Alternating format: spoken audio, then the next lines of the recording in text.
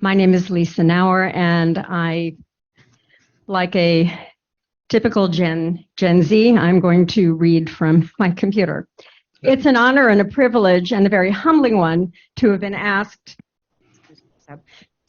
to moderate this memorial. And at the same time, it's very fitting because this is exactly the kind of thing that Michael would have called me up and begged me to do for the Marxist Education Project. I can almost hear his voice, that deep-pitched, sonorous voice saying, I know you're really busy, Lisa, but it's a big event, it's going to be very complicated, and you're one of the only people I know who can manage it. This would have been his pitch to me, one I could rarely resist. Michael was one of the most persuasive people I knew, and not in a sneaky, manipulative way, but he truly believed in the importance of what he was asking, whether copy editing a flyer, staffing a table at the Left Forum, or adding personal notes to fundraising letters, and his passion was infectious. He convinced you not only of the importance of the task, but of the crucial role that you could play in accomplishing it. And so, of course, I would say yes. Perhaps we can think of him as the Tom Sawyer of the Marxist left. So, my dear friend, this one's for you. Part of his brilliance as an organizer, and I really do mean brilliance, was his uncanny ability to spot a person's potential and nurture their talents they themselves might not have recognized. Just look at any of the posters or calendars of the MEP and you can see evidence of Michael's unique understanding of the key issues, the conversations that we on the left needed to have, and who would be the best people to provide the analysis and spark the necessary dialogues. Whether a well-known Marxist scholar like the late Leo Panitch, or a graduate student at the New School, or a young activist in Australia. His life work was to bring us all into these conversations about how to create revolutionary change in this era of corrosive and soul-deadening global capitalism. We each have our own experiences of Michael. They may overlap or collide. He put a lot of living into the nearly 7 decades that he completed, and his life and work touched thousands of people, from his early organizing with United Farm Workers, his involvement with the printing industry, and culminating in his decades-long engagement with the project of Marxist education, at first just in New York City and more recently on a global scale. I have mixed feelings about today, and I think probably a lot of you join me in this bittersweetness. It's both a time to mourn the loss of someone who left us too soon. There's an old saying in the labor movement, don't mourn, organize, but in fact we need to do both. Michael's partner Alana has lost a daily companion, a collaborator and co-conspirator in life, family, and politics for more than 30 years. His children, Nora and Dan, have lost a parent, let there be light, who, however much he might have grumbled or expressed exasperation at certain moments at your life choices or decisions, which I will not mention, he loved you very deeply. He encouraged your independence, and he was immensely proud, I would say even awestruck at times, of your accomplishments. He was gratified that each of you shared some of his passions and interests, from music, and I have to say that the playlist that you were listening to, very eclectic at the start, was curated by Mike's son Dan from some of Michael's favorites, which were far-reaching, from music to environmental matters, but he was also happy that each of you had struck out on your own paths, much as he himself has. My 44-year friendship and comradeship with Michael, which parallels the history of the project of Marxist education that became Michael's focus, I'm just going to pick a few highlights. So we met in late 1977 or early 1978 when we both discovered the School for Marxist Education in a small, dark, second-floor loft in the West Village. We were both in our early 20s. I was fresh out of college where I'd been a student activist, and Michael had been organizing with United Farm Workers. Our involvement quickly went beyond attending lectures and classes. We threw ourselves into the organizing work, from my writing and proofreading catalog copy to Michael's drawing upon his skills as a typesetter and helping produce the catalog and flyers. We were both invited to join the founding collective. At the time, we were the youngest members. More recently, we joked about starting out as the babies and now becoming the Altacockers. We joined a study group on technology and the labor process, exploring the interrelationship between shifts in investment patterns, technological developments, employment, the environment, and the everyday lives of workers in these industries and the people in the cities and countries that were being reshaped. This was something Michael had experienced firsthand during 4 decades in a rapidly changing printing industry. And that led us, along with others, in the mid-2010s to start a working group on precariousness that produced the last public event held at the Brecht Forum, and that in some shape continues today in several of the reading groups convened by Fred Murphy, who is being our tech support person here, and others. Michael was out of the country when our mentor, Arthur Felberbaum, died in 1979, and I had to break the news to him when we met up in London later that summer. Yes, in the years before digital technologies and the internet were accessible to ordinary humans, we communicated by aerograms. Remember those? And we managed to meet up at a specific time and place in London where we met with British leftists, attended Troops Out of Ireland protests and Rock Against Racism concert, and where Michael introduced me to punk rock, for which I am forever indebted to him. Returning to New York, we threw ourselves into rebuilding the school, both physically as we had to find a new location and literally rebuilt it, and reconstructing the community that had gathered, funds, reconnecting with teachers and students, and reaffirming the vision of the project to provide a non-sectarian space where people could critically engage with various currents of Marxism, nourish themselves with the rich cultural expressions of the radical left broadly construed to create a solid grounding for revolutionary politics. And that, I think, remains the guiding principle of the MEP, the project in which Michael played an outsized role in creating, nurturing, and expanding. I'll let others talk about Michael's role in the MEP and the significance of that project to the global left. But I want to circle back to the importance of culture in Michael's life and his vision of an emancipatory movement. Too often, radical movements have seen art, music, and creative expression as simply an afterthought or in a very instrumentalist way as a tool to draw people in. Michael understood that culture in its broadest sense, like in a laboratory, the medium in which organisms can sprout and grow, was an essential component of a radical movement, that our spirits needed to be fed, that we needed roses as well as bread. I've already mentioned his passion for punk. Before we had kids, we spent many late nights at Irving Plaza or Webster Hall, breakfasting at 5 a.m. at the long-deported Kiev, or schlepping down to Asbury Park to see The Clash. But he also had a deep love and knowledge for film and literature. I think he knew more about film and literature than almost anyone I know outside of the academy, and probably more than a lot of people in the academy. And he kept reading groups going for years, literally. Because both of our lives involved a lot of commuting, even before the pandemic, in the last years, most of our conversations took place while one or both of us were driving. And once the pandemic started, late at night when we were both out taking long walks in our respective neighborhoods. Michael fed upon conversation like someone released from confinement. He had an almost insatiable hunger, not only to express himself, but to listen and learn from others.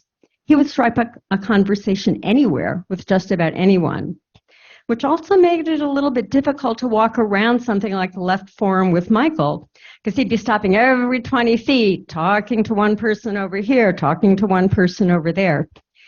And these were often not superficial greetings, but really engaged exchanges. And I think that the global scope of who we have on the program, the fact that half of our speakers are here via Zoom, say something about his ability to carry on conversations not only in person, but through this medium that we've all become, unfortunately, accustomed to through Zoom and through other forms of digital technologies. We have a very full program, as Michael's life in organizing his political and intellectual contributions spanned many decades, had many facets, and touched many people. And I want to give a shout out to the program organizers for really having tried to cover the full spectrum. We also want to leave some time at the end for you here and for people who are joining us on Zoom to share thoughts and experiences. And we need to give ourselves some time to clean up the space so generously donated to us by our friends and comrades at the People Forum. And really a shout out to the People's Forum for having allowed us to use the space. This was a relationship that Michael also nurtured on behalf of the MEP. So I'm going to ask everyone on the program to stick to the time limit you were given. And when you get to 1 minute left, I'll try to discreetly signal. And when you reach the limit, I will be a little bit less discreet and I will politely but publicly ask you to leave room for others.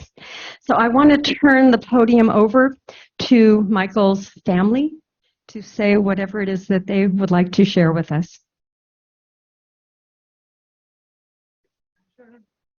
Kind of easier. Thank you, Lisa. Yeah, thank you. I just want to thank everybody for coming here. It's a nice, one of the rare nice October afternoons where we actually have fall weather instead of terrible heat or terrible cold. So thank you for coming and for being part of Michael's community and part of his life.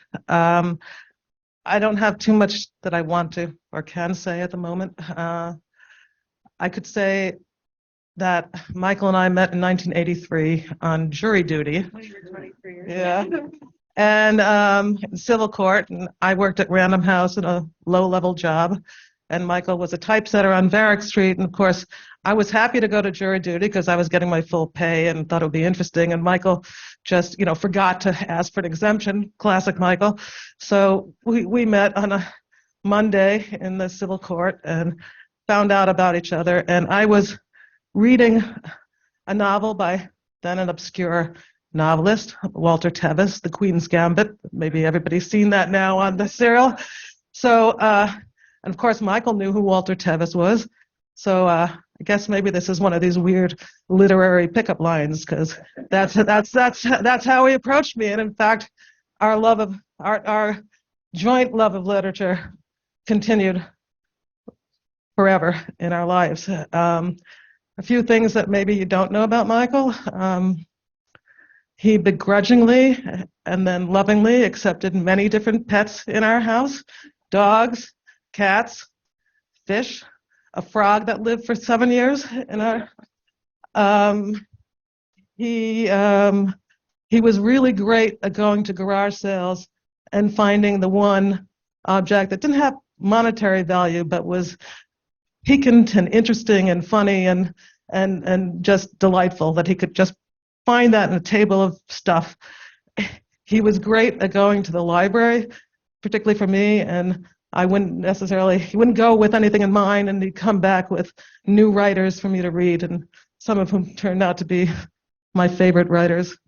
I guess there are many other things that I could say. I think a lot of what Lisa said tells you about him. He was committed to the very end of his life. He was in hospice care for 3 weeks with us at home, with Nora and Dan and I. He continued to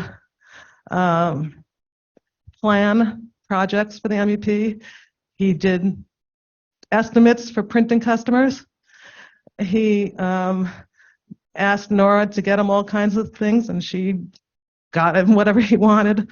He asked for strange food, tuna fish sandwich with olives and red onions cut into it.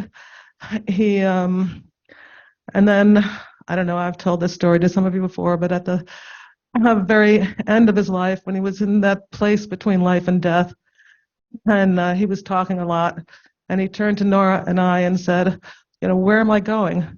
And we were like, well, where do you want to go? And he said, on a magic carpet ride. And we were like, okay. And he said, should I get a round trip ticket? We were like, yes, come back to us. Come back when you can.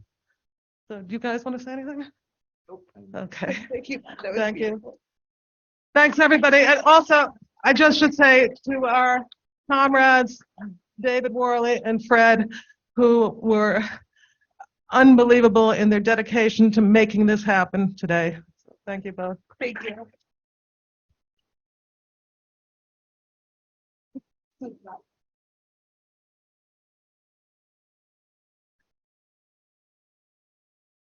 I just want to let that sink in for a moment.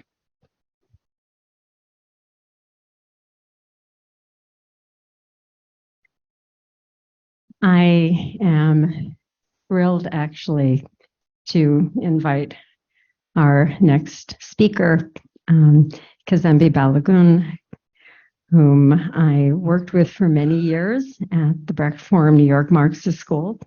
He is a writer, curator, cultural historian, and activist. He worked for many years as the outreach director of the Brecht Forum. We led some reading groups together over the years, and he is project manager of the Rosa Luxemburg Stiftung, New York City.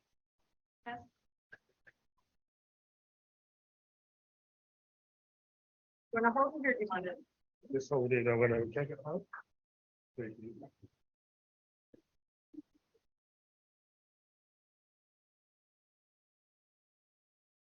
Oh, hello everybody. This is amazing. This is love. First thing I want to say is to the family of Michael, to Nora, to Alana, and to Dan, thank you. Thank you. Thank you for giving us your dad and sharing your dad and your husband with us, because he was a resource. And just one correction, for the first time in 15 years, I do not work for an organization named after a German communist. So, I'm kind of, the bottom Meinhof didn't take my application. So that's a very left joke. So how did I know Michael? I knew Michael one day. I was in the Brecht Forum. We were over on West Street in Bethune. I was the outreach coordinator. I had a small little office. In the cut of the office was a glass window, and so I can see whoever comes through. Usually it was a Trotskyist. I usually went under my desk. Oh, sorry. It's a joke. It's a joke. But I saw this white dude come up the stairs, and he was really excited. And I was like, I'm always want to do outreach. And he came in, he was like, is this the Brecht Forum? I was like, yeah. He was like, I'm Michael Lardner, and I was one of the founders of this organization. I was like, oh, really? And he was like, yeah, he detailed the history. And he was like, I lost contact for a while, and I was raising my kids and stuff. But I didn't realize you guys were over here on the West Side. And I was like, wow, okay. So then him and Liz Mestres, who was the executive director at the time, and hi Liz, if you're watching from Mexico, got into a conversation in what we call in the back. What do we call it? The inner sanctum. Max Willenbeck remembers that in the back of the Brecht Forum, we had this little office we called the inner sanctum. And, and they got into a conversation. The next week, he started a class called Revolutions. And it was like, I don't know. I feel like it may have been the Guinness Book of World Records longest running Marxist education study group. I mean, the thing ran longer than cats. I mean, it was like every Monday, there would just be meetings.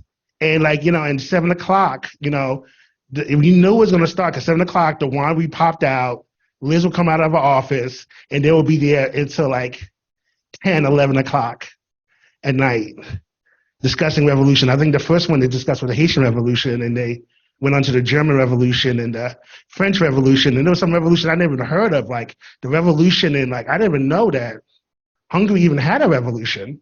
I was surprised. He later, then went in, he found out me and my comrade Mac Peterson, who's here today, we had a film series going on the Brecht, and he was really into cinema. And he started another series called Tales of the 1%, which was a film series that would only end with the fall of the bourgeoisie. And, and I think we saw a bunch of films, Tout va bien. I can't pronounce all the names of the films, but a bunch of Godard films, a bunch of films by Truffaut, and it was a real education. The thing I get from Michael from these two projects is that revolution, like jazz, is sustained intensity. Revolution, like jazz, is like sustained intensity. He had this unbelievable energy. I felt like when I talked to him on the phone, it was like being in the whirlwind of a John Coltrane solo. Because one day we would just talk about it, he would say hello, and I would just mention a thing about drones or something that was going on, and then we'd start talking. Next thing you know, I look at my phone, a whole 85 minutes would pass by. I was like, how did that happen? I was like, man, I got to go off the phone. Michael, go to bed, man. We got to go off the phone. But he had a respect for jazz. He understood that the connection between jazz work and revolution work is the social. You know, one of my favorite writings of Marx, he talks about the thesis of Feuerbach. He says we have to go beyond civil society to human society. And it's about that sensual materialism, the social, the sensual materialism, the social, that's critical for us to understand that. So one of the ways he understood that was through music. And one of the projects we worked on was a conversation that we organized between myself, Ross Moshe, and this philosopher, African-American philosopher named Lewis Gordon, called the Streets Are Polyphonic. And and he would allow, Ross, who's a tenor saxophone, and a free jazz artist, to go all the way out. And he allowed me to go all the way out and to come back in. When I was going through a really rough time in my life, and I thought that nobody was ever going to allow me to be back on stage, Michael opened his door to me. He really believed in the human movement. He believed in all of us, and he did not set a bar or an expectation for us, only that we will come and we'll be curious and we'll be brave enough to be as sustained as he was. This has been a really rough time for me. I've lost a good friend.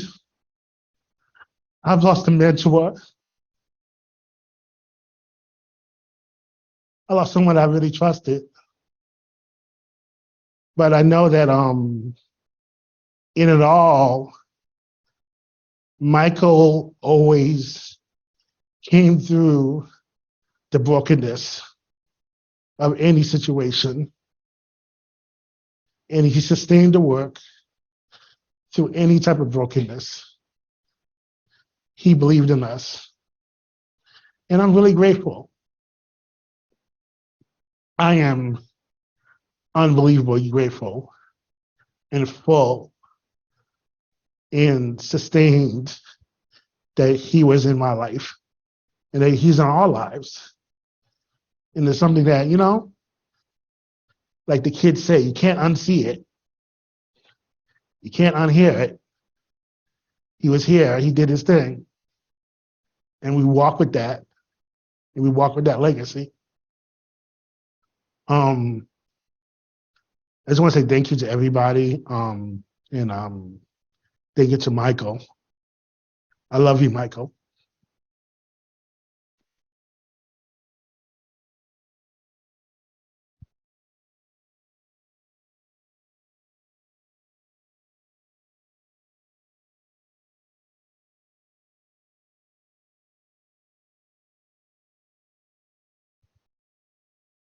I think that a memorial like this is an opportunity for us to both experience and acknowledge and express the brokenness that we feel, but also hopefully to find some moments of connection and some moments of healing. I want to acknowledge Kazembe's truth. As I said earlier, I think we all have our own truths of Michael, and that was so eloquent and so articulate in terms of the ways, many ways in which Michael touched so many people and brought so many people together. Kazembe talked about the over decades long reading group on revolutions, and Michael had a deep and abiding interest. We mentioned cinema, music, literature, and also a passion for history. I would like to ask Mitch Abador, who is one of the has been one of the stalwarts of the educational work of the Marxist Education Project, is a historian and translator, has written about the French Revolution, and has played an important role in having those conversations that help us understand the significance of those histories to our struggles in the present.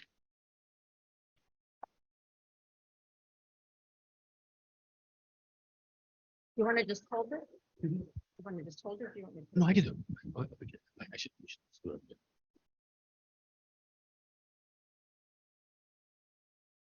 Yeah, I broke it. I think that what's already clear is how the pieces of Michael, how they all come together.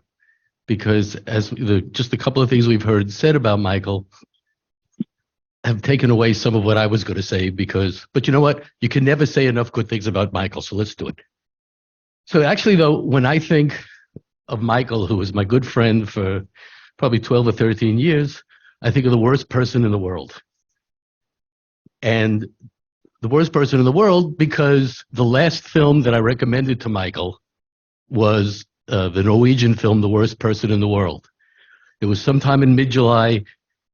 It was a weekend, and he called me, and he said, he and Alana were looking for a film to watch.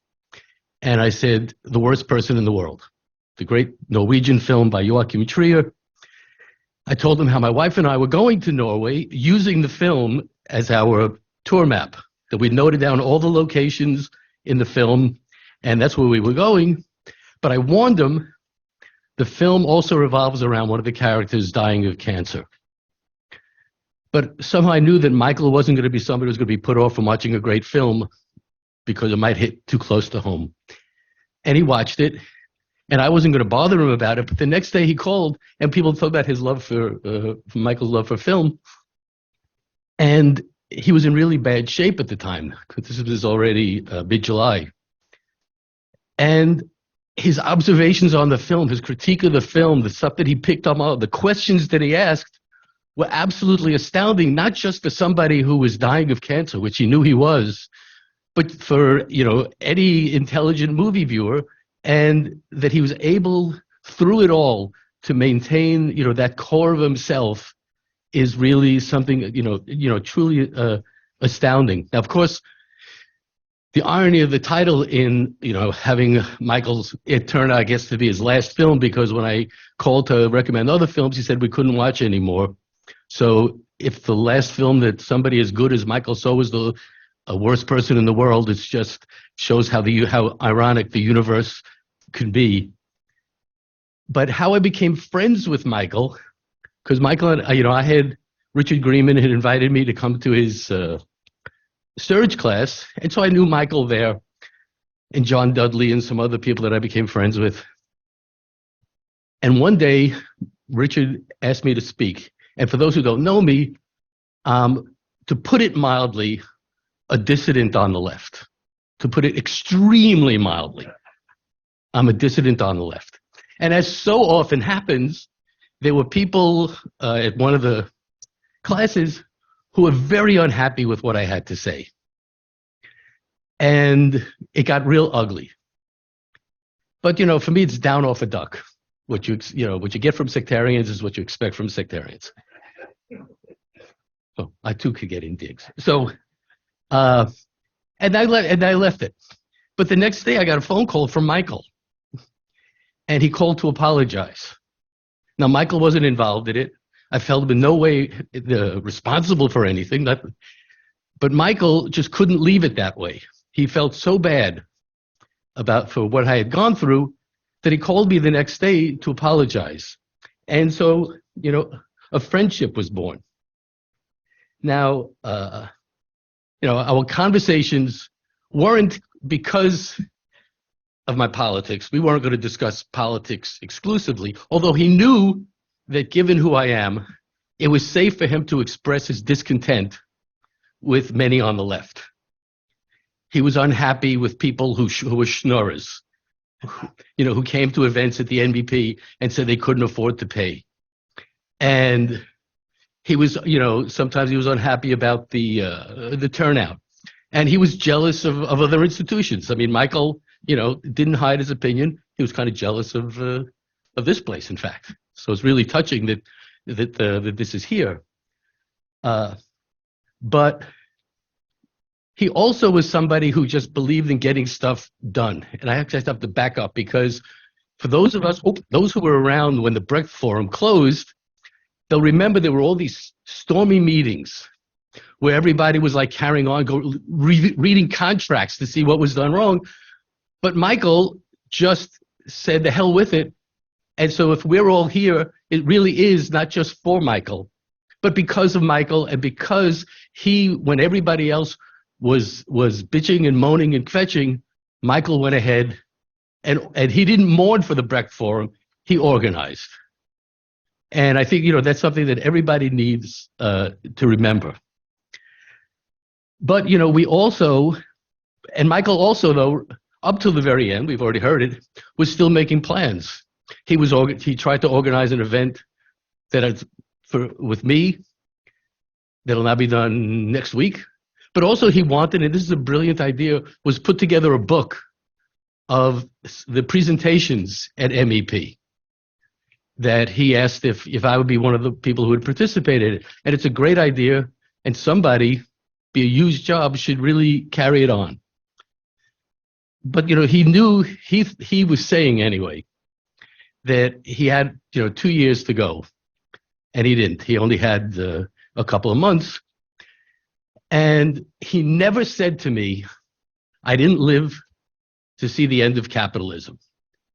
What he was regretting at the end of his life was that the Detroit Pistons were about to have a really good team, and he wasn't going to live to see it. And those were his exact words. And also, he remained a Michigander. However long he lived, here in New York or in New Jersey, he was a Michigander. He would talk about playing pool when he was a kid in Port Huron. And he was a huge fan of Justin Verlander. Here's a name that's going to go right over most people's heads here. However, Justin Verlander was a great pitcher for the Detroit Tigers, who now pitches for my favorite team, the Houston Astros. And so we would have lengthy discussions about Justin Verlander. So it was in one of the things that I think that Fred and David sent out, talked about his sports fan. One should not underestimate how important sports were to Michael. So, but one of the last things that I sent to Michael, when he told me that, his days were numbered, was the last paragraph of my favorite short story by Jorge Borges, which he didn't know. And it's called The Witness. And I can't read it to you. So, but it's all about what dies with a person is not just that person, but also the memories they carried with them.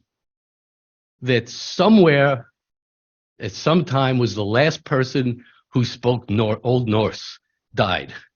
That somewhere, sometime, the last person who saw Jesus died.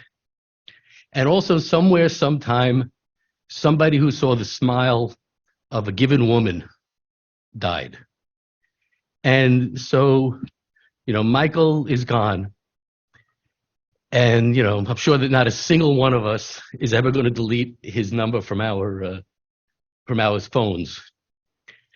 And while we and his family and his friends Alana was talking about how Michael wanted the return trip on the magic carpet. And it's cold comfort to say this, but it's really the best that we can do, is that when you look at this crowd, every one of us is carrying a shard of the memory of Michael. And that as long as we're around, then Michael is around, in some small way or some big way. It's cold comfort for the decades that we didn't have him as our friend, but I hope that it could be at least, some comfort for Alana, Nora, and Dan. Thank you.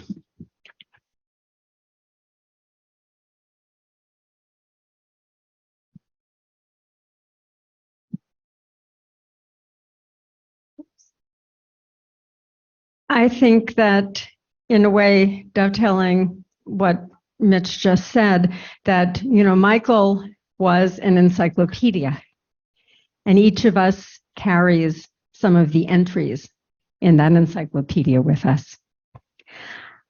We're now going to move to hear from some of the many people who are part of this global community. And this is really one of the ironies of the pandemic, which is that the MEP, during its 8 years of existence, had many ups and downs, many transformations, from a physical location in Brooklyn to not one specific location. And then when the pandemic hit, there was this opportunity to engage a much broader audience of people who did not live in New York City, but who were hungry for the kind of dialogue, the kind of conversation, the kind of education that Michael was passionately devoted to. And so in some ways, it's grown as a result of that. And we are going to now hear from the first of our 4 speakers who are going to be with us via Zoom, Andy Merrifield, an independent scholar and critic, who will be sharing some reflections about Michael with us. Thank you, Andy. Thank you, Lisa. Hi, everybody. Hi, Alana. I'm very sorry that I can't be there, and I feel very, very privileged and very honored to be talking about Michael. Very saddened by his passing. I saw Michael for the first and only time, I have to say, in my life in April. And I had a wonderful talk, a wonderful walk with him, all-day walk, a lot of listening, a lot of talking. I'll say a little bit more about that occasion, which was rather epic for me, and I hope it was for Michael as well.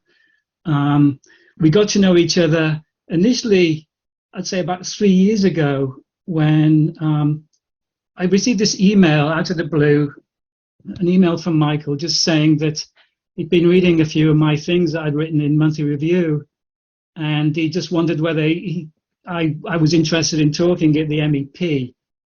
So he sent me some lovely emails, and for about a year or so, our contact was exclusively via email. And they were rather wonderful emails. I've kept them. I must have about sort of 40 of them. They're beautifully written. Some of them are great streams of consciousness. And I was just looking through them before talking here, before thinking about what I could say about Michael. And they're really rather beautiful documents of Michael's personality as I knew it. And I, of course, was a new friend of Michael, not an old friend. He was a new friend of mine. I was hoping he was going to be an old friend of mine, but that obviously wasn't to be.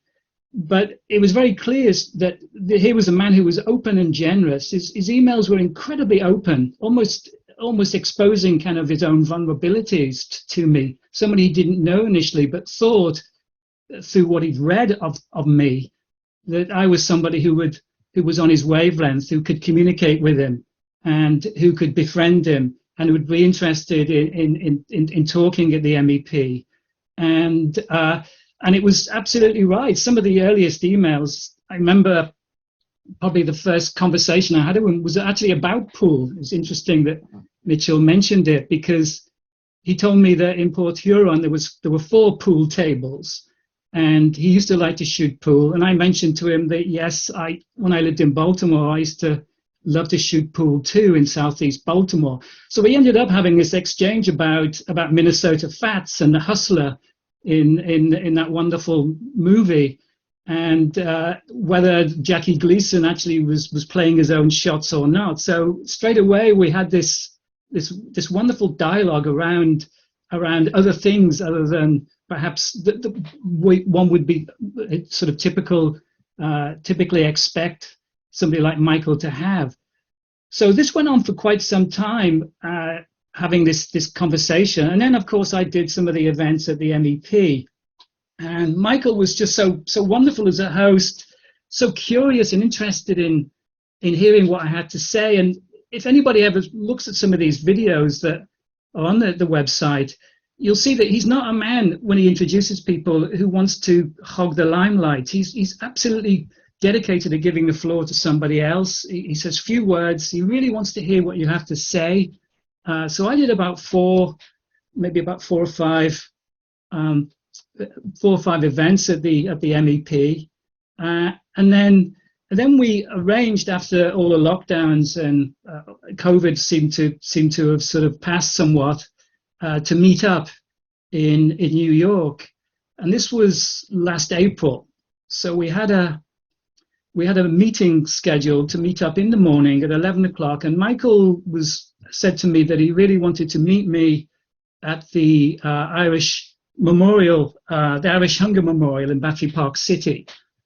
So I'd never been there before. I met him there, and almost straight away, I just felt this was somebody I knew. We were like old friends. We hugged. It was almost like we'd known each other for years and years. And in some kind of ways we had, because I think I'd said enough, and I'd heard him say enough, that we both felt that this was just, we had no agendas other than to meet each other in this warm and generous and open fraternity. And there was no agenda. I was free for the whole day. Michael was free for the whole day.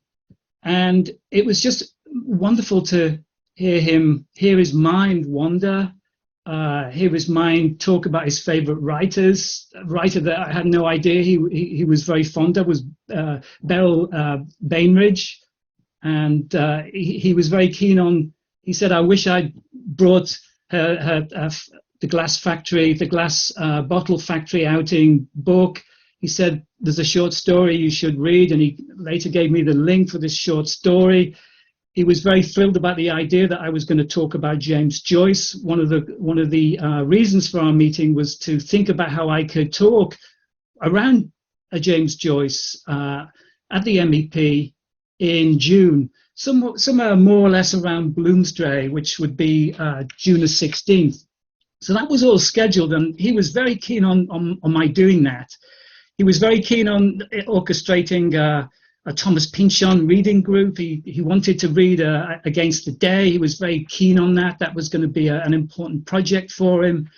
We wandered around. We moved after going to the meeting at the Irish Hunger Memorial. We wandered in this incredible sort of derive around New York, through Lower Manhattan, and he was pointing out things. He was mainly just talking. I was listening. I was intervening and saying a few things. He was asking me questions about myself. He was pointing out various places where he'd organized. We walked across the Brooklyn Bridge. He was very keen that I wanted to see where Norman Mailer lived. So we spent quite a long time where Michael was looking around which was the apartment that Norman Mailer lived in Brooklyn Heights. He had a veranda, he said. It had a little terrace. He was very keen that I was seeing that. We spoke about Norman Mailer. We moved through Brooklyn Heights. We walked past where Henry Miller lived. We spoke a little bit about Henry Miller. And in the end, we ended up at Atlantic Avenue, where he wanted to pick up the mail at the MEP. We wandered into the Jacobin offices, and everybody there knew him. He knew everybody. He was talking to them very warmly. They were very open to him. Then we met Jacob Stevens, who had just moved Verso into the same building, and we went onto the roof. Michael was talking with Jacob Stevens. We met so many people, and Michael was just pointing out how the view from Atlantic Avenue, where the offices were, you could see once the skyline of Manhattan, but now it was blocked out. We spoke a bit about gentrification. But what was so, I think, wonderful about this day that I had with Michael was, it reminded me a little bit about sort of My Dinner with Andre, a movie some of you may have seen, when these sort of two old guys are talking. You know, we were both 60-somethings. The world was in a terrible shape. It was falling apart. But Michael was just incredibly upbeat, incredibly enthusiastic, a cheerfulness, and almost something that I tried in spite of it all, retain is a kind of boyish enthusiasm for life. And this is a guy who's seen a lot. He's worked hard. He's had few successes. He's had some successes, but he also reminded me of what the philosopher Gilles Deleuze used to say about, it's not about whether revolution succeeds and becomes government. It's the idea of becoming a revolutionary, devenir révolutionnaire. And it just struck me that Michael was the quintessential personification of the becoming revolutionary. Just this wonderful, open guy.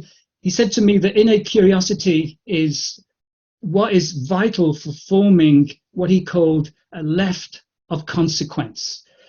We got the subway back into Manhattan, and we ended up where you are now in the People's Forum. We had coffee. This was later in the day. We'd been talking all day. We'd been walking several miles in this derive across Manhattan and into Brooklyn. We agreed to communicate about talking about James Joyce. I remember walking out of the People's Forum, walking to Penn Station with Michael, and thinking a little along the lines at the end of Casablanca when Humphrey Bogart and Claude Rains, the police captain, Louis Renard, were saying this could be the start of a beautiful friendship. And I suppose I was hoping this was going to be the start of a beautiful friendship. I got a couple more emails the next day saying that he felt the best he'd ever felt for a long time during my walk, and he felt inspired. He's going to be okay about doing the June 18th MEP presentation on James Joyce on Finnegan's Wake. He sent me one of his wonderful graphic design posters that he did for the event, and he gave me a little snippet that he'd chosen himself when he was leafing through Finnegan's Wake. And I just want to say that if anybody wants to look at what Michael wrote, he said the last three words really rocked me. And the last three words of this were flippity, flippity, fleepow. And somehow Michael got it. He got Finnegan's Wake. I read Finnegan's Wake all the time. Each time I'll pick up Finnegan's Wake, I'll always remember Michael.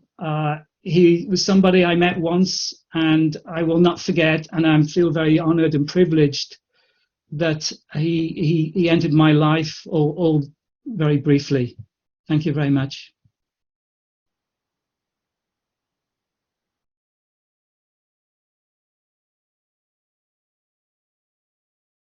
Thank you, Andy. And I do hope that although Michael isn't here to carry on that conversation and that friendship, that the relationship with the Marxist Education Project and your deep knowledge of James Joyce and many other things can continue to enrich us. So obviously, none of us is Michael. None of us have that flaneur characteristic of Michael, ability to carry on a conversation perhaps that goes on for an entire day and spans several boroughs of New York City in many different kinds of spaces. But I hope that dialogue with us can continue. I want to invite our next speaker via Zoom. And I just want to say one thing, because so many of the people who are speaking today are both activists, but people who are very accomplished as intellectuals in ways that we would recognize. Michael was an organic intellectual. And I think that for some of his early years, he felt a little bit that he wasn't going to be taken seriously by other people on the left. This is before the MEP started. I'm talking back when we were in our 20s. That because he didn't have those same kind of credentials, that people kind of looked at him, you know, and I think he was very strong. As Mitch mentioned, his Michigan roots, his working class roots were very much part of who he was. But he was somebody who really created himself as an intellectual who I think we can say, you know, could hold it with the best of them and the best of us. I'd like to invite Cynthia, who is a professor of gender, sexuality, and women's studies at York University in Toronto, to join us now. Thank you so much, Lisa. Dear friends, dear comrades, I'm going to, unlike some of the earlier speakers, have to read from a prepared text because I think it's the only way I'm both going to be able to stay to time and not also completely break down. Michael was my beloved comrade. His death is an enormous loss to Alana, to Nora, and Dan, for all his family members, friends, and comrades. I offer my deep condolences to you all and thank those who organized this space for us to celebrate Michael, to grieve together, and to deepen our ties in a dynamic political community. I dearly wish I could be with you in person.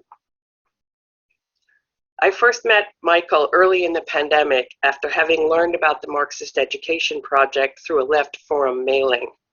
I had heard of the defunct New York Marxist School and had visited the Brecht Forum once or twice while it still existed in New York, but I knew nothing of its successor formation, the MEP. On something of a whim, I signed up for a challenging course that Fred Murphy was leading on racial capitalism. A huge bonus was my very good friend Fiona registered as well. 2 years and countless courses and talks later, I am still telling people that the MEP saved my sanity in the worst moments of the pandemic, connected me with comrades from San Francisco to South Africa, and deepened my knowledge of Marxist theory, radical histories, literary and cultural production, working class cultures, and politics. It invited me to revisit the question, what should a really expansive political education look like? It also enabled me to get to know Michael, something for which I will always be grateful, and understand his own approach to that question. I was constantly delighted by the range of fascinating and creative people Michael brought together in dialogue and mutual learning. Equally important, Michael's humility, generosity, genial character, humor, non-sectarian politics, intellectual curiosity, and consistent care for working class lives and all their complexities animated all that he did. Many of these qualities were particularly evident in the wide-ranging conversations of the MEP's literature group, a group also clearly linked to his love for Alana. We read juicy noir novels, innovative spy fiction, and international political fiction by women.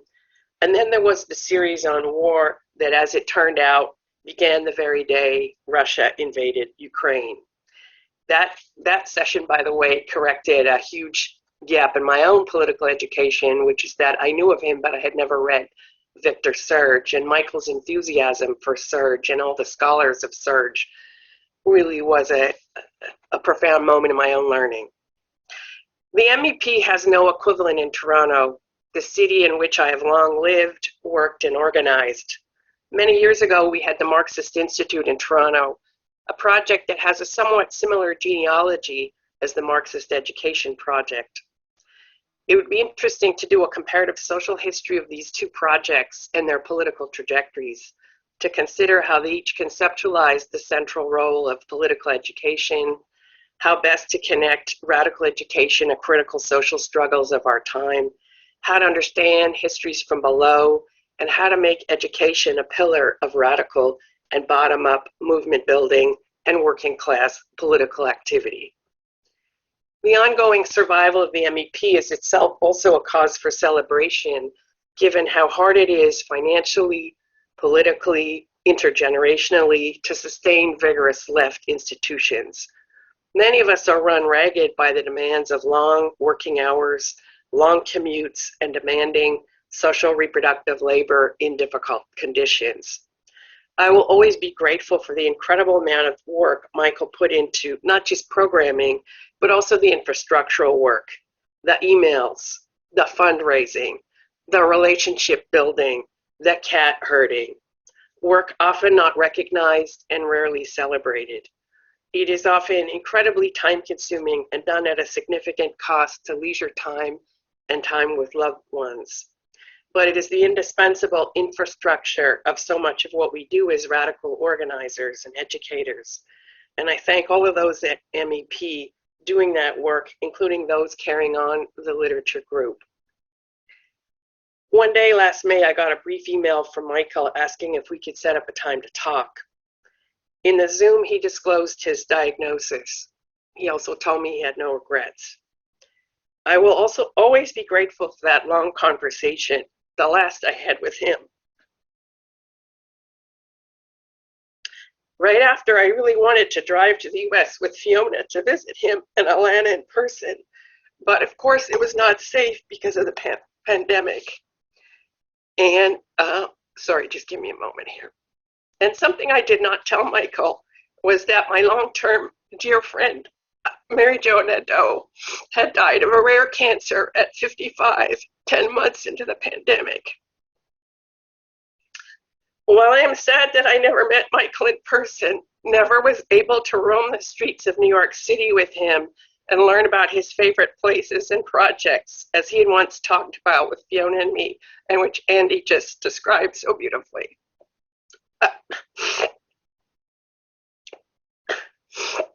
I will always be grateful that I met him in the context of the MEP's digital programming. Beloved comrade, Michael, rest in peace and power. I know I will always remember you. Thank you, everyone.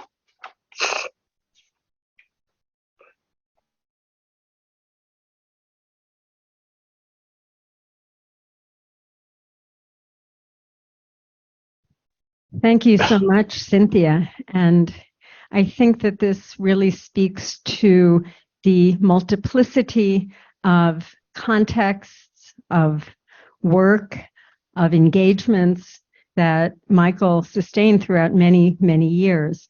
And I think it's really fitting that from people who either never got the chance to meet Michael in person, only met him during the pandemic, had relationships, as Andy was saying, that didn't get to evolve into old friendships, that the next person we are going to hear from is probably one of the few people here who knew Michael longer than I did, and the people who met him in the late 1970s at the New York Marxist School. Andres Mares Muro, who was a community activist in Texas and who worked with Michael as an organizer for the United Farm Workers many years ago and sustained a relationship with Michael over these years, was a member of the board of the Brecht Forum at one point, and we're so honored to have you with us, Andres. Thank you. Thank you very much. I'm going to read some thoughts that I put down. I got to spend time with Michael in two periods of my life. First, when we were young men in the mid-1970s, building support for the United Farm Workers Union grape and Gallo wine boycotts. And this was around the Upper West Side, Columbia University campus area. At that time, UFW co-founders Dolores Huerta and Richard Chavez headed up the New York City boycott office on West 85th Street, I believe. And we took our direction from them and their staff. There is at least one other person attending this memorial who knew Michael from that time. He's probably there amidst the crowd there. His name is Bill.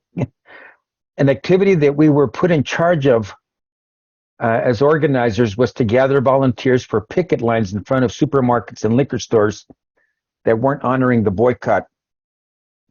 It was a face-to-face confrontational activism that often got dicey. Although I'm Chicano and Michael was white, because he was a working class guy like me, there was enough of a shared worldview that we connected. As hetero males tend to do, cutting humor and mocking jabs, brutally honest, wry, sardonic exchanges was how we related.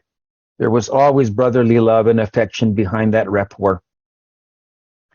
The second time we connected was when I returned to New York City in the early 2000s, and we found each other again, this time in the Brecht Forum, the Marxist Education circles. He was always inviting me to political events. He was always welcoming and wanting me to take part, to join in. By my lights, Michael was the embodiment of the organizer. He was made for the role of pulling people together, creating opportunities for them to engage with the big questions. He was a radical organizer. I think that what sets the radical organizer apart from the conventional community organizer is that the latter's goal is to do everything possible to remedy and improve the life circumstances that people face, to ameliorate or fix a set of circumstances that we've inherited from this cruel social order. The way I see it is to tackle the back end of social problems. And I've been in that community organizer role a lot in my life. Michael was a radical organizer. Yes, Michael was a Gramscian organic intellectual. He was engaged with understanding the front end, the origins, the causal factors that determine the oppressions and conflicts in the first place. The Marxist, the radical, seeks to point out the inherent contradictions, the root divisions of an alienated society, this capitalist regime that we're still stuck in. In my view, that was why he had such an intense interest in Marxist discourse, and our companionship and your connection to him as well was based on that. We had our last phone conversation, I think about 2 weeks before he passed. And as always, he laid out in a very sober, clear-eyed assessment of his illness. I told him that as a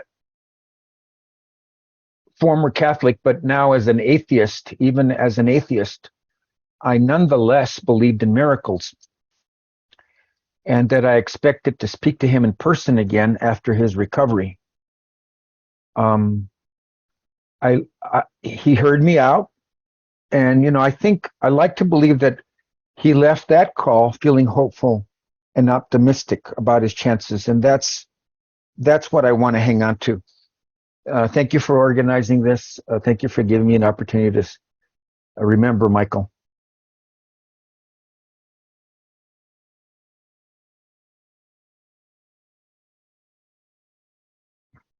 Thank you so much. And in true Gramscian spirit, that sense of optimism, revolutionary optimism, was something that I think Michael carried through. In my last conversation with him, which was some weeks before that, and I was just preparing to leave the country, and I know Alana has expressed that people around him had a different sense than Michael did of what his possibilities were. But in his last conversation, and we were talking about projects at the MEP and classes, and wanting me to do a Spanish language version of a reading group on Marxist political writings because I alone could do something like that, that kind of pitch, even at the very end. And my job right now is to beat this cancer. And I think those of us who had conversations with him in the later stages, we kind of wanted to believe that, whether or not we actually did. And I sort of tried to let myself get infected, as I always did, by Michael's enthusiasm and his optimism. I also, before calling on the next speaker, I just want to acknowledge, I'm not going to call out everyone's names because I'll miss some people, but I just want to acknowledge that there are people here in the room.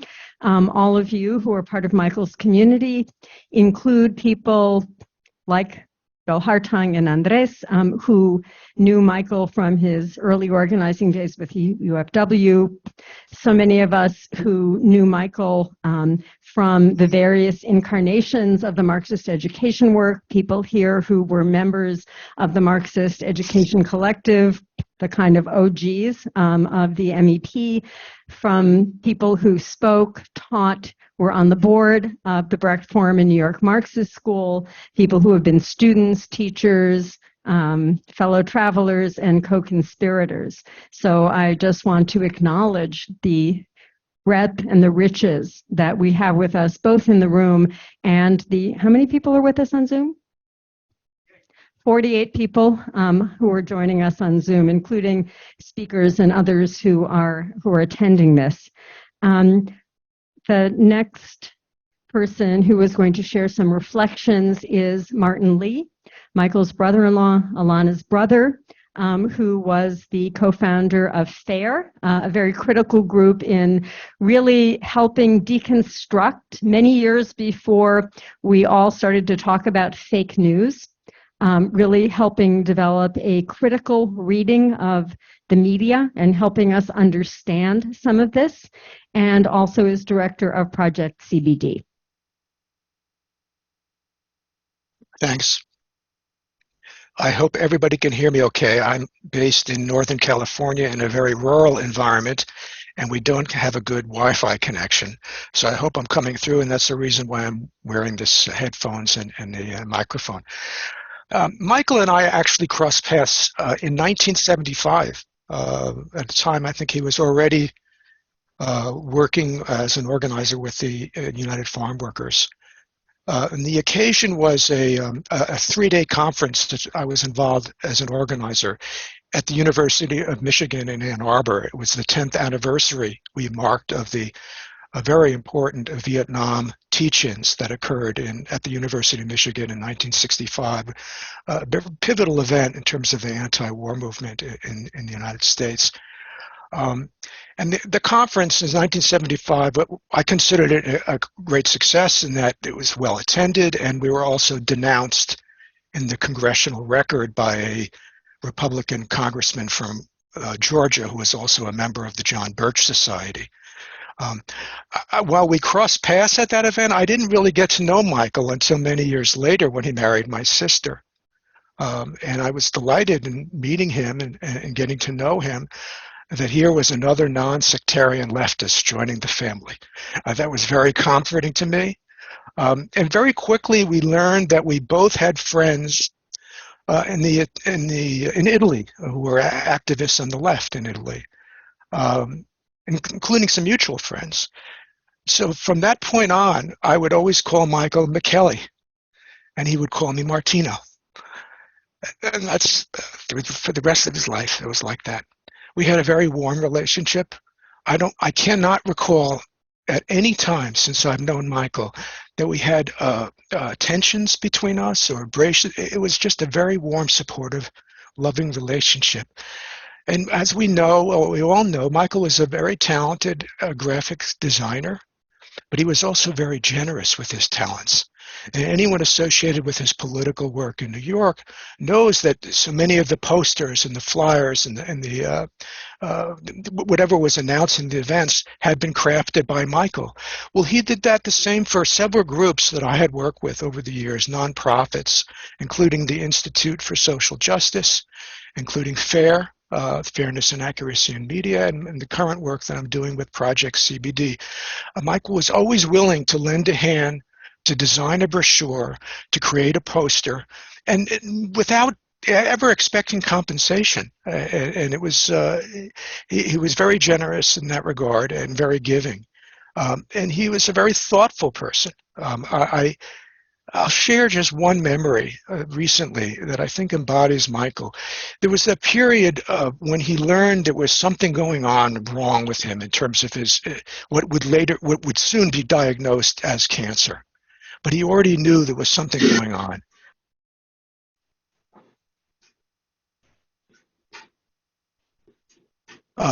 During that period of time, we had talked about some of the work that I was writing about, and he knew I was writing about the attacks on critical race theory that are occurring now. I was going to write a criticism of those attacks, and a book arrived in the mail from Michael. I didn't expect it. I didn't ask for it. A book by Adolph Reed, describing his experiences as a young black man growing up in the Jim Crow South, which was directly relevant to the focus of my writing at the time. I And that was just typical of Michael, how thoughtful he was in that way, that he would do something like that. And I'm sure at this point in his life, he had a lot of other things on his mind, a lot of other things to be concerned about. Yet still, he made this gesture of friendship. I can only imagine the conversation I would have had with Michael regarding what was going on in Italy today. With 100 years after the March in Rome, there's now a neo-fascist government in Italy. And the long conversation undoubtedly we would have had about that, and would have touched on the subject that I had written about in The Beast Reawakens. I had arrived in New Jersey the day that Michael died, just before he died. I flew in from California. You could say he was already pretty out of it by then, but I also feel that a person can really sense what's going on, even if they're about to let go of their mortal cord. So I think he knew I was there. We couldn't, it's not that we could have a conversation. He wasn't capable of doing that. But I just want to say that I feel very lucky that he was my brother-in-law.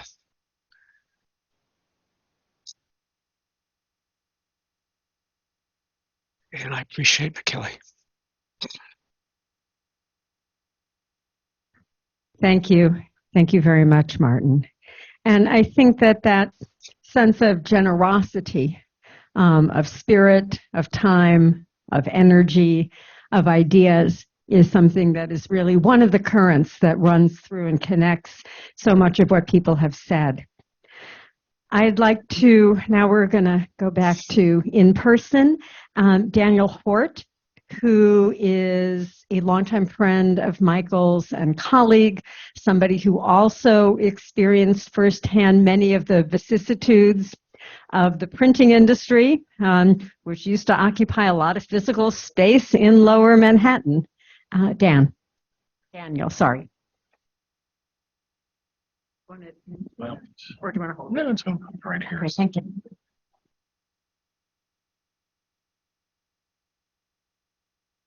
Got it. There we go. Oh. Thank you very much. Thank you, everybody, for coming. So there's actually several people have said the threads of his life, and I actually did. I worked with Mike professionally, and we were basically inseparable for about 20 plus years. And so the word curiosity has been used several times, was a word that Mike used a lot. I'm going to be using it myself any minute. Walking around, he had this idea about doing tours. We talked about it. He really wanted to, and indeed he did do some walking tours, and he was passionate about it, but he also saw that it was a business, that it made sense, that people were interested to learn and wanted to learn, and he really saw all of that. So I'm going to try to give a little insight into some other parts of his life. Mike and I knew each other for close to 30 years. And as I say, we're largely inseparable for a lot of that period. And it seems like a long time. And as it turns out, it was really to be a friendship that obviously went to the end of his life. And now I'm roughly the age he was when we first met. And it's funny because, Mike spoke often about people he had outlived. He had a childhood friend that had died very young, and of course his brother had passed away, and many of these high school classmates of his in Port Huron that had been involved in drugs and whatever it was. And as we knew each other over the years, there was always someone that had recently departed, and he used to lay it on really thick. Mike was a guy who took the weight of everything. I think that most of you probably know that he really took it very seriously and took it personally and all this kind of stuff. And he was always telling me about someone that not only had died, but that he had outlived. And he never forgot about his brother or his best friend, and he talked about them a lot, actually. And I remember when he quit smoking. We were at some printing event. We used to go to those a lot at that time. There were networking events, and there was eating and drinking. And he and I think we're a very effective team, and we would walk around and talk to people and sell printing and hang around. And one night we got into it, in the street, and we were screaming at each other about who knows what. And at the end of it, he said, "I'm going to quit smoking." And he did. He really did. He just quit. I mean, he had the patch for a little bit, and he was messing around with the Nicorette gum, but basically, he really just stopped.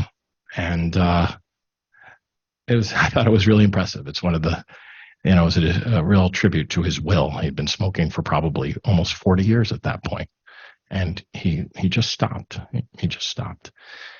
He was tough. Mike was a trooper. If he, got something in his head that he wanted to do, he did it. And if things were tough, which they often were, he just stood in. And he did. He got up. He kept coming. He always got to work no matter what. If there was a problem with the job, he wasn't hiding. He got in front of it. If it was bad news, he took it. And he just kept coming. And, so I actually remember when the Breck Center was failing, he said to me, he was talking about, he was the young guy. He said, "I'm the young guy. I'm the last of the, we got to make sure that this legacy remains." And he was very animated about it. And, Mike was pretty effective.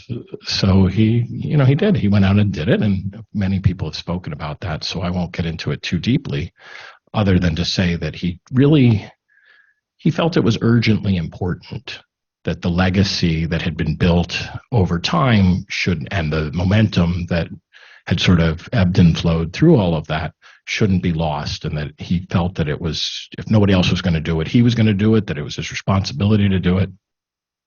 And he did it.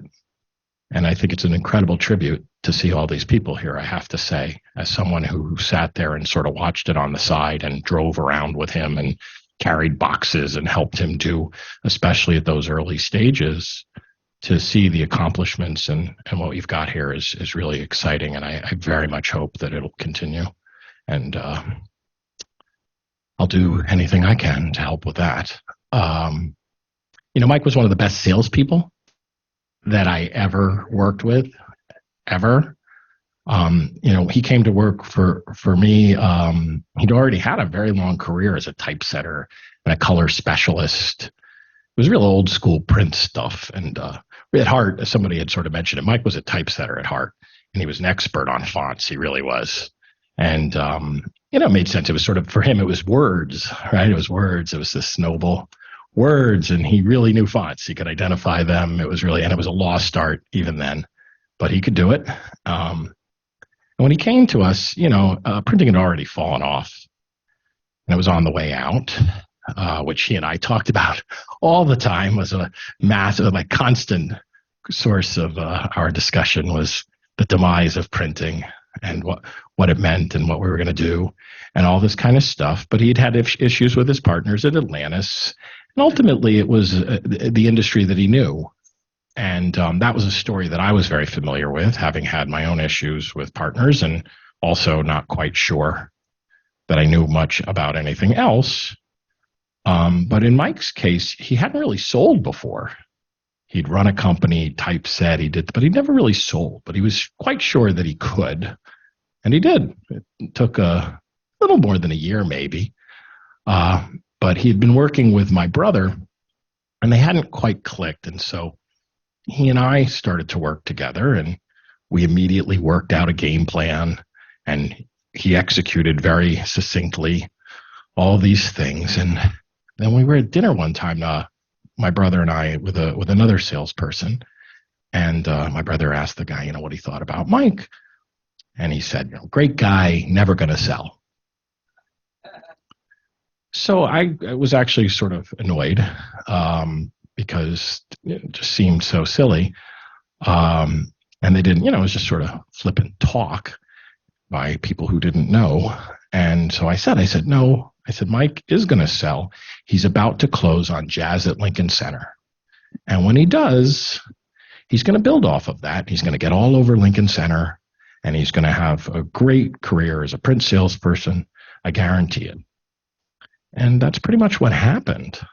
You could sort of see how they might miss it, because he was dressed like a math teacher, bushy eyebrows, occasionally get crazy talking about workers' right or an obscure foreign film or a downtown underground punk band. But at Jazz, which he did close pretty much immediately after that dinner, Mike discovered something that was really pretty amazing, actually. That there he was in his mid to late 50s at this point, a first-time print salesman, and yet Mike really related to young people. That he was incredibly good with these younger designers and agency types. He just really was magic with them. And it's amazing because I'm not even sure how he did it, because it wasn't like he was trying to be cool. A lot of them were not in tune with his politics, which he was never, shy about telling people and wore on his sleeve very, very clearly. But he was at Jazz at Lincoln Center for over 20 years. And he was a huge part of some of the branding that still exists over there. That he was an integral part, really, with the color schemes and the style of what they do, which was just, as I say, you still see it. It's on their marquees. It's everywhere.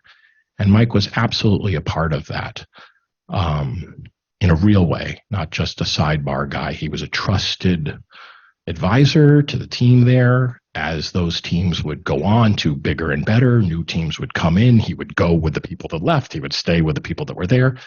He was incredibly effective. And as they say, you can really see if you go by the Rose Theater or any of those things, most of the patterns, designs, color schemes, all of that stuff, typefaces, Mike was involved. And that was really impressive. Let's see. He did some of the best printing ever. That is really true. He books. He was a craftsman. And he always had good relations with the binders, and especially for the most part, at any rate, he had pretty good relations because he cared. And he saw the whole picture, which was a big part of it. He was conscious of what the client needed. He knew what the vendors had to have. He ultimately was concerned about the company that we were dealing with. And so he was very good at that. I'm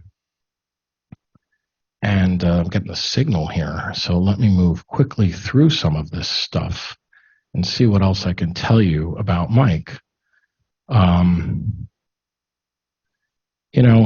He was, again, really interested in things and thought it was important what was happening with the commons and all of that.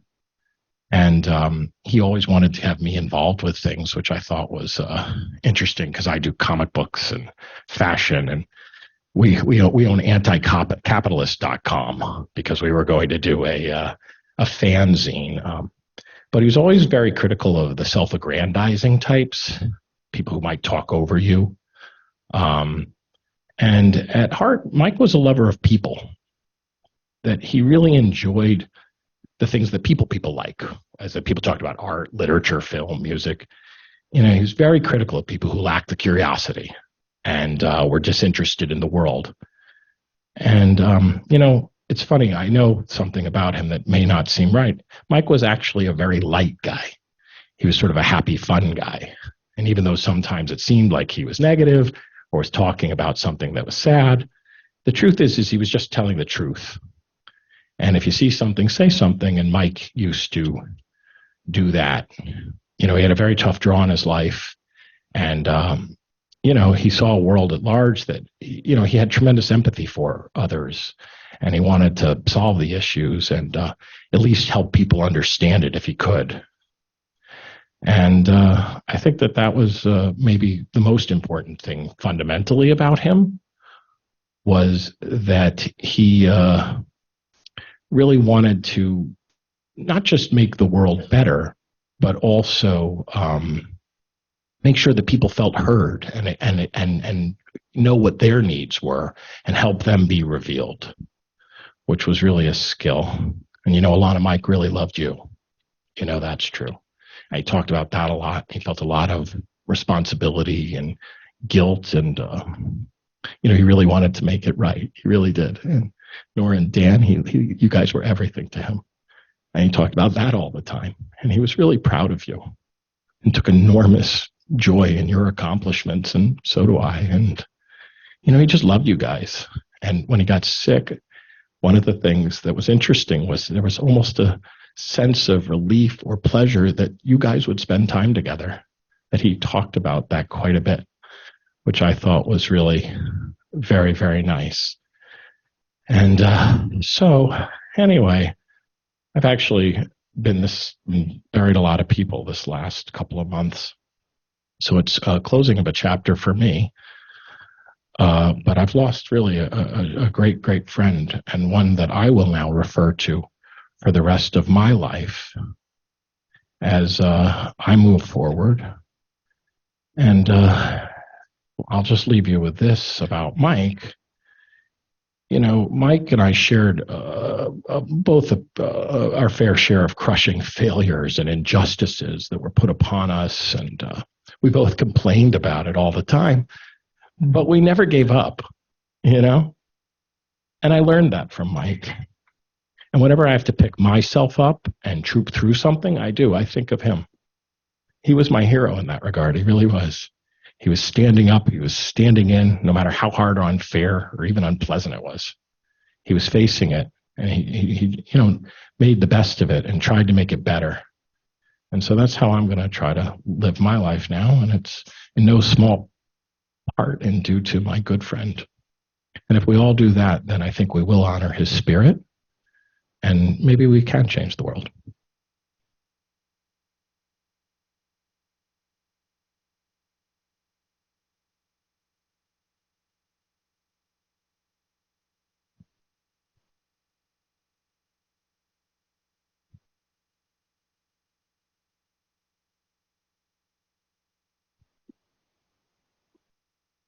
Ever since Andy Merrifield spoke about walking across the Brooklyn Bridge with Michael, I've been thinking about Walt Whitman. And this was actually evoked once again by what Dan said. This little snippet from Song of Myself from Walt Whitman. Do I contradict myself? Very well then, I contradict myself. I am large. I contain multitudes. I concentrate toward them that are nigh. I wait on the door slab. And I think that so much sums up Michael. And another quote that came to mind was a quote from the Roman poet Terence, which I didn't read Terence. I learned this from Marx. Nothing human is alien to me. And that, I think, really speaks volumes to Michael's embrace of multiple realities, multiple dimensions, multiple facets of life, of politics, of culture, from baseball to, the latest argument in the pages of Monthly Review or the Jacobin magazine. I'd like to invite Juliet Uccelli, who we have known each other as long as I've known Michael, for over 40 years. A deceased friend of ours used to refer to Juliet, Mary, and me as the three deans of Mary Cole of the Marxist School. We worked together in many, many struggles, as well as the school, from abortion rights to racial justice struggles, and Juliet.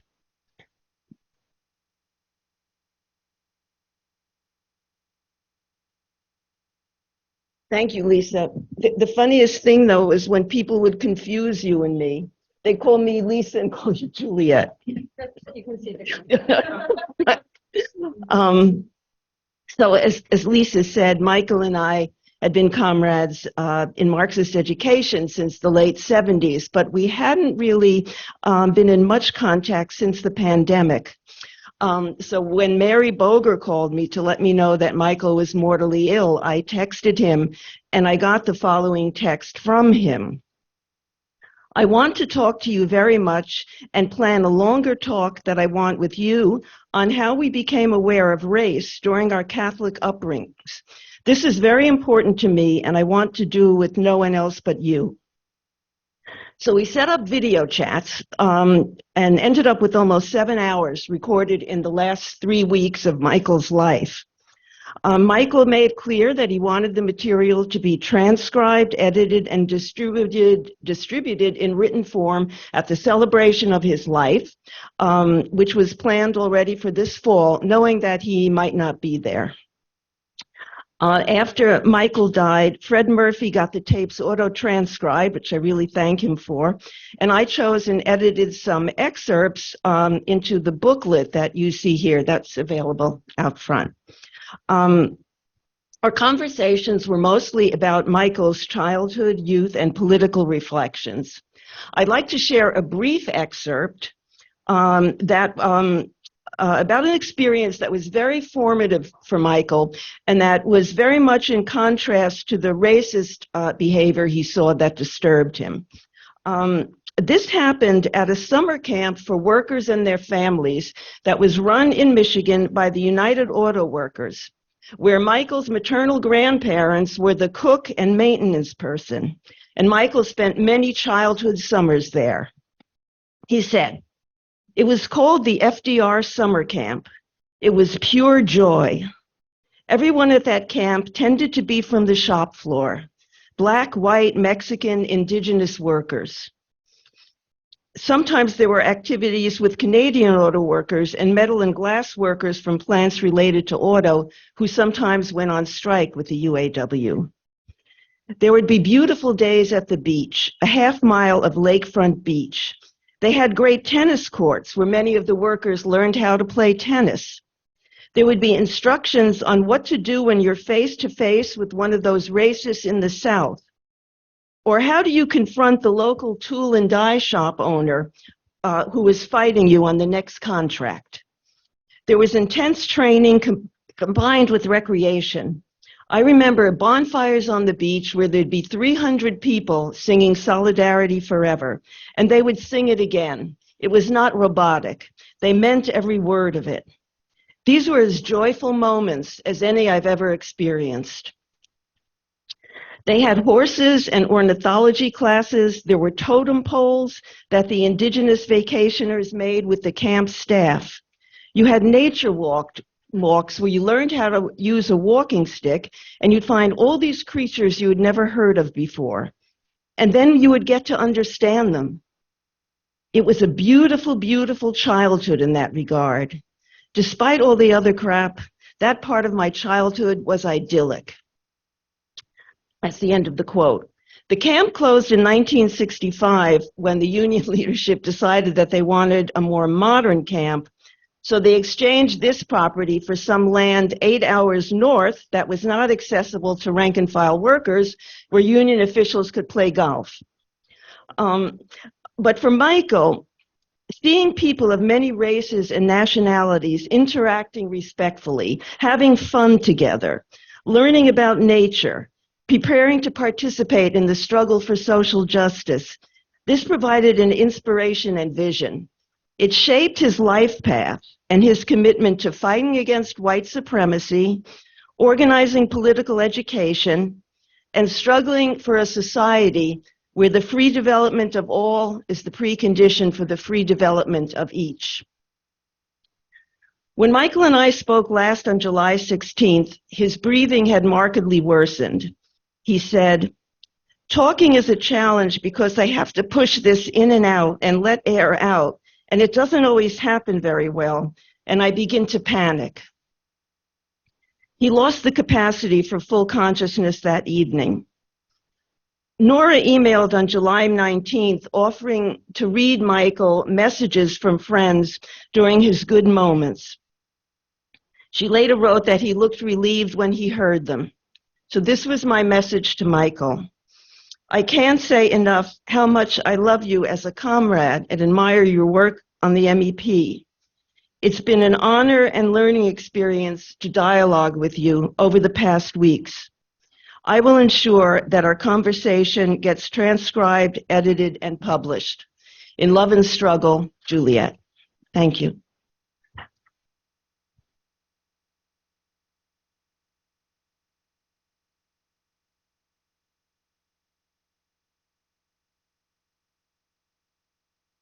We're going to close out the formal part of this program before we invite people who are here and on Zoom to share some of their reflections. And Mary, who was scheduled to speak, has very generously ceded her time to Nora, Michael's daughter, who had prepared something earlier and wasn't quite up to sharing it. So I'd like to invite Nora to the podium.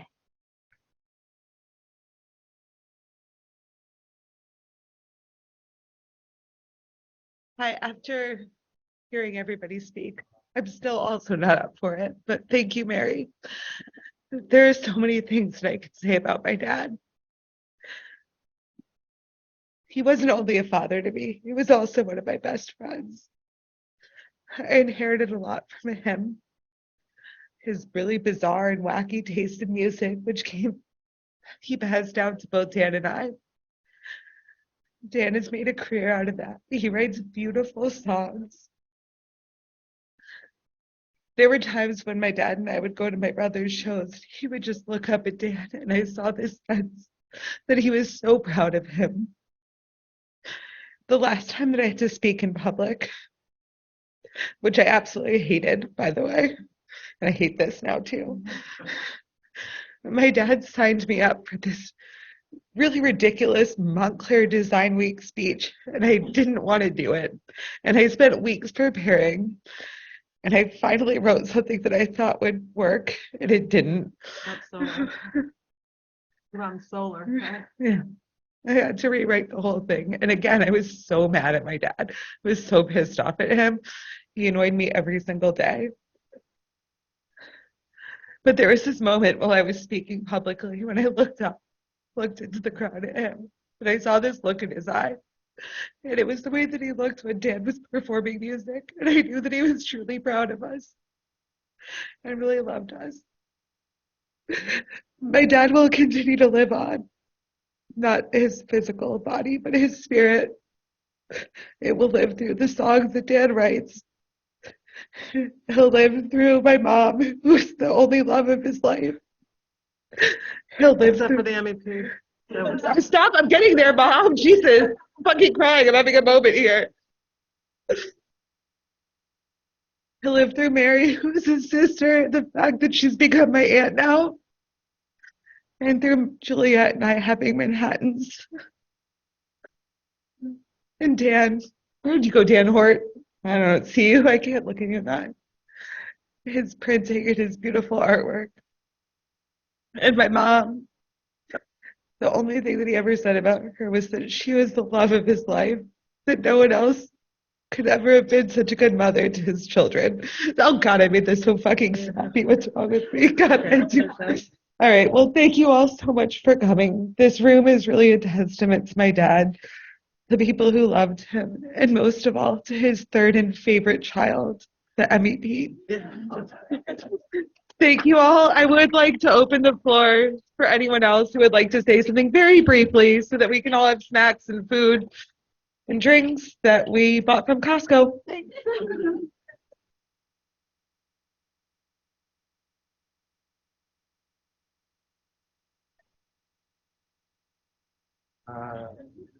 So I'm not quite sure how we're going to work this because we have people want to speak on Zoom. Is that true, Fred?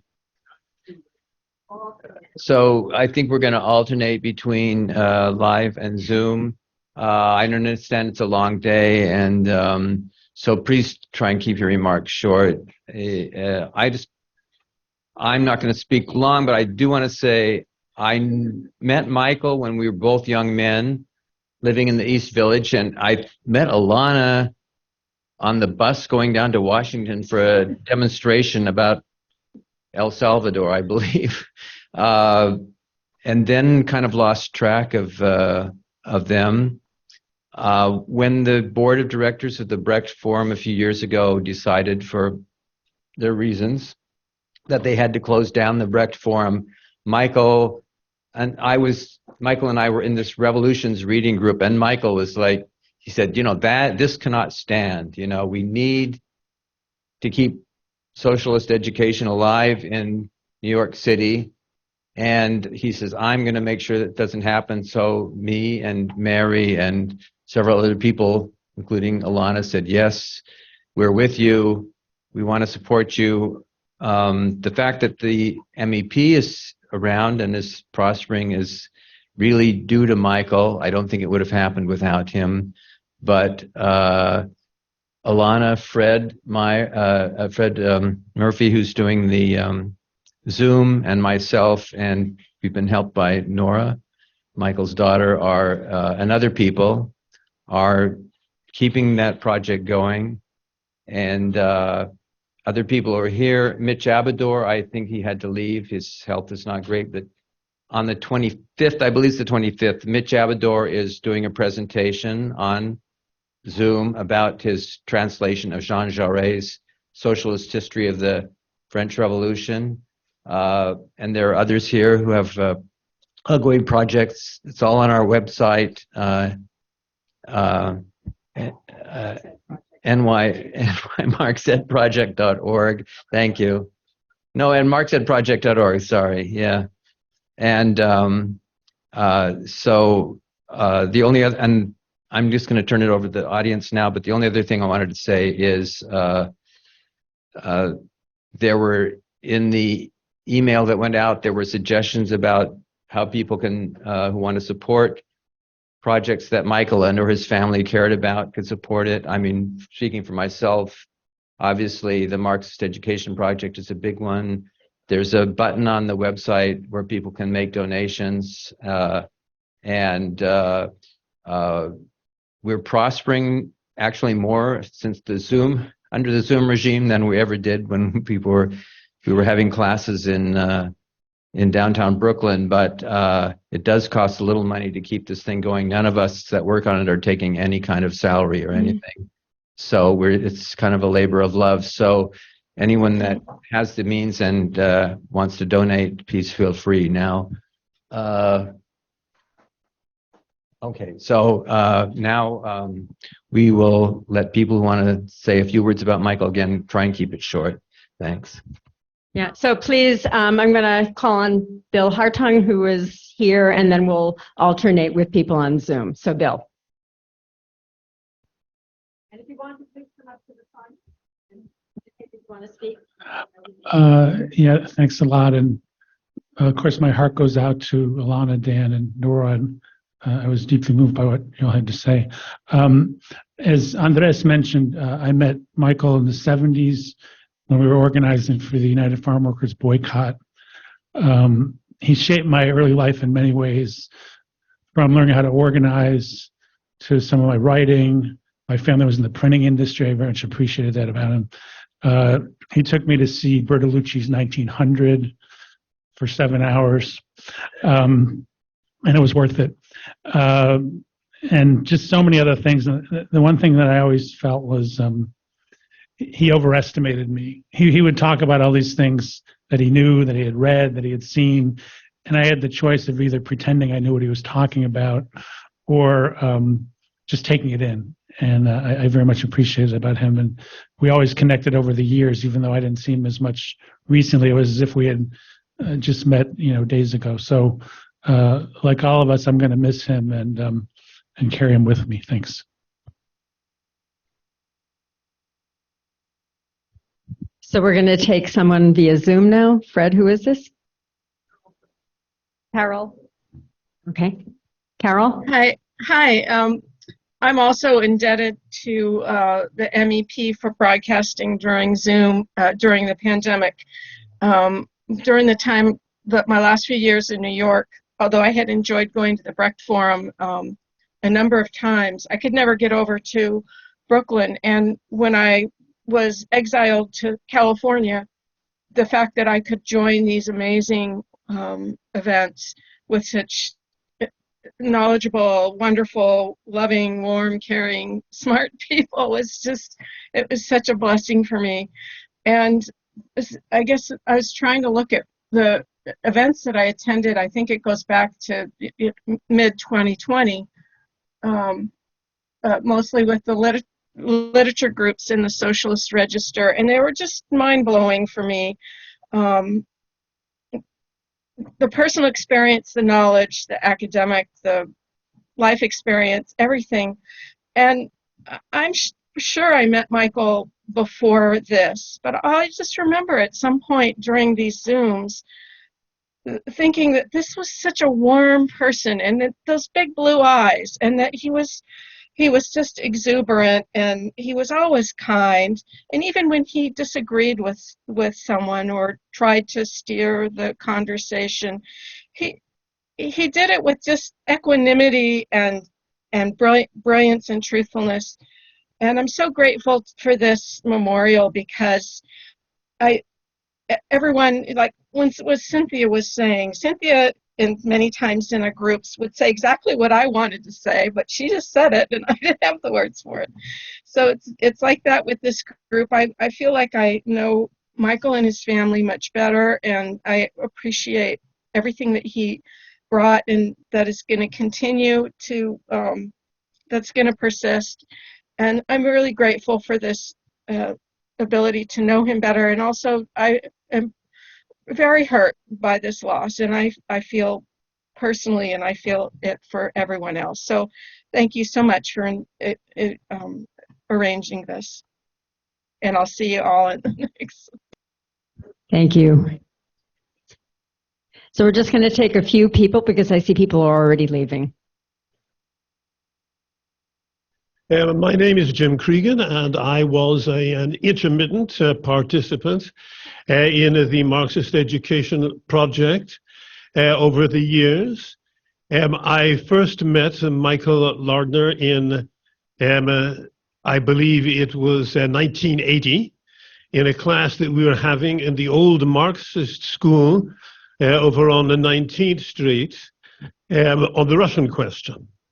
I last talked to him approximately 2 weeks before he died. Now, I think maybe the political significance of his life can be better appreciated if we consider what happened in the years that intervened between those two dates. I heard a speaker, I think it was Richard Wolff, talking about the audiences that attended his talks.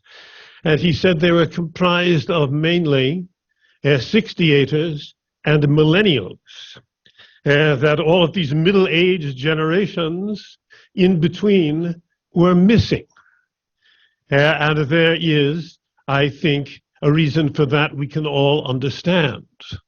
And that is that those intervening years were the years of capitalist reaction, of the rise of Reaganism and Thatcherism, the downfall of the Soviet Union, the heyday of neoliberalism, and they were a time in which Marxism fell into a state of near extinction, until it was revived in maybe somewhat different form by the leftist renaissance that followed in recent years the Sanders campaign and the expansion of DSA. But without assessing the politics of that, we should note the fact that Marxism, although near extinct in the intervening years, was not entirely extinct. The tradition was maintained, and it was carried forward by a valiant few, on which I think the name of Michael Lardner belongs on the list of honor. Marxism is alive, and I think that Michael Lardner is one of the people who can take a great deal of credit for that.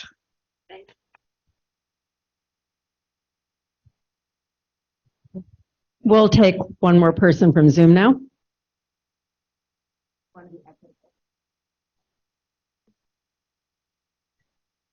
Hello, am I up? Great. Well, my name is Bobby Martin, and I met Michael Lardner, I think it was 2005, and I was the fairly newly appointed design director at Jazz at Lincoln Center. I was in my 20s, and I was really frustrated by some of the vendors that they had been working with because of the quality of the work. And I answered this phone call from Michael Lardner, and he came by and we started talking. And I think right away we really got in it and hit it off, and we just started working together. And I really appreciated just his authenticity and the way that he was able to connect with me and what my goals were, a lot of which were like, things that you might not often hear in a conversation around printing, like jazz musicians figuring out how to reproduce photographs of mostly black people shot in a dark room with low light, and how can you print that and make that come through in a really nice way. And he was like, "Oh, I can do it, Bobby. I can do it. Trust me, I can do it." And I was like, okay, well, let's figure this thing out. And so from there, we started working together, as Dan mentioned, and really been working together ever since. I'll leave with you a quick note that Michael and I volleyed back and forth in, I think it was in June, and I really just really love Michael Lardner, and he's had such a huge impact on me and my career, but also in everybody that I've worked with over those last 15 to 20 years. And so this is just a little thing that I wanted to share with him after he told me about his situation, and I'll leave this with you also. I said, "Michael, wow, we go way back, don't we? I find myself thinking back often about those long drives in heavy traffic from Jazz at Lincoln Center in Manhattan all the way across the George Washington Bridge to Enterprise Press with you and Dan Hort talking my ear off the whole way. And I really enjoyed all of our lunches. He took me to Newark, to Fort Lee, to have Portuguese, to have Korean. And I never really realized how you ever convinced me to leave jazz music in Manhattan to go to Trumpet's jazz club in Montclair to listen to music with you and Dan. How did you ever figure that out?" I also remember taking you to the Motor City Jazz concert at Jazz at Lincoln Center because you loved everything that was Detroit, everything that was Michigan. But you don't remember that at all, do you? Because you slept through the whole concert. I always appreciate how you'd go out of your way to visit me, my little apartment in Harlem, after I had left Jazz at Lincoln Center. Or he would come to our little office in the East Village, and you never complained, but you would always drive your Prius, and we knew that you were pulling up when we saw you parking or trying to parallel park, and always come in and talk to us about how you couldn't stay long because the parking meter was going quickly. Michael, you really left your imprint on us and all of our design teams with your incredible stories, your eclectic music, your left-wing politics. And during these times of working remotely through all of the pandemic, you've become an urban legend to all of our newcomers. And I hope that they can meet you someday soon. Some things feel like yesterday, like those complicated business cards for the NBA and the Champions Design 10-year anniversary, which is the last time that we saw you, Michael. Yet so much has changed since then. I don't know if you know, but in November, I moved to California. And now I have a 2.5-year-old son with Jennifer. So we moved here so I could take on this crazy new role at Apple, which is really very much because of the work that we were able to do together. There's no printing involved anymore. I'm designing user interfaces for products. But I really miss New York, and we miss you. So, Michael, I know what it's like to be vulnerable. Thank you so much for sharing the news about your condition. I'm really glad we were able to connect. We appreciate your friendship and your loyalty throughout the years. Through all the ups and downs, you've always been resilient. And we have faith that you're going to get through this too. We love you. So I'll leave that with you. Thank you so much. And lots of love to everyone here. Thank you.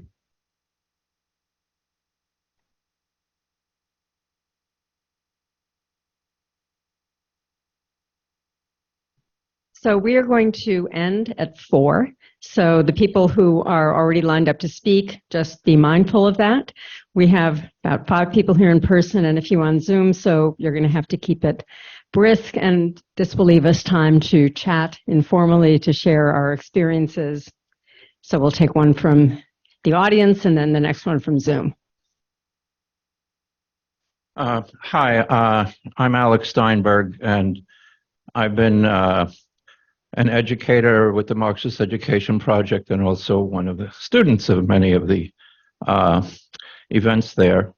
And I first met Michael at a film screening in the Financial Center by one of the strangest movies I've ever seen, something by Alexander Kluge about capital, and it was like a 3-hour movie, and it was part 1 of 4 parts.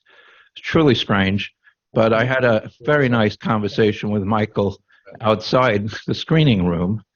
And Michael was the person who was instrumental in really bringing me out of a certain kind of exile. I was in political exile, and I was also in educational exile.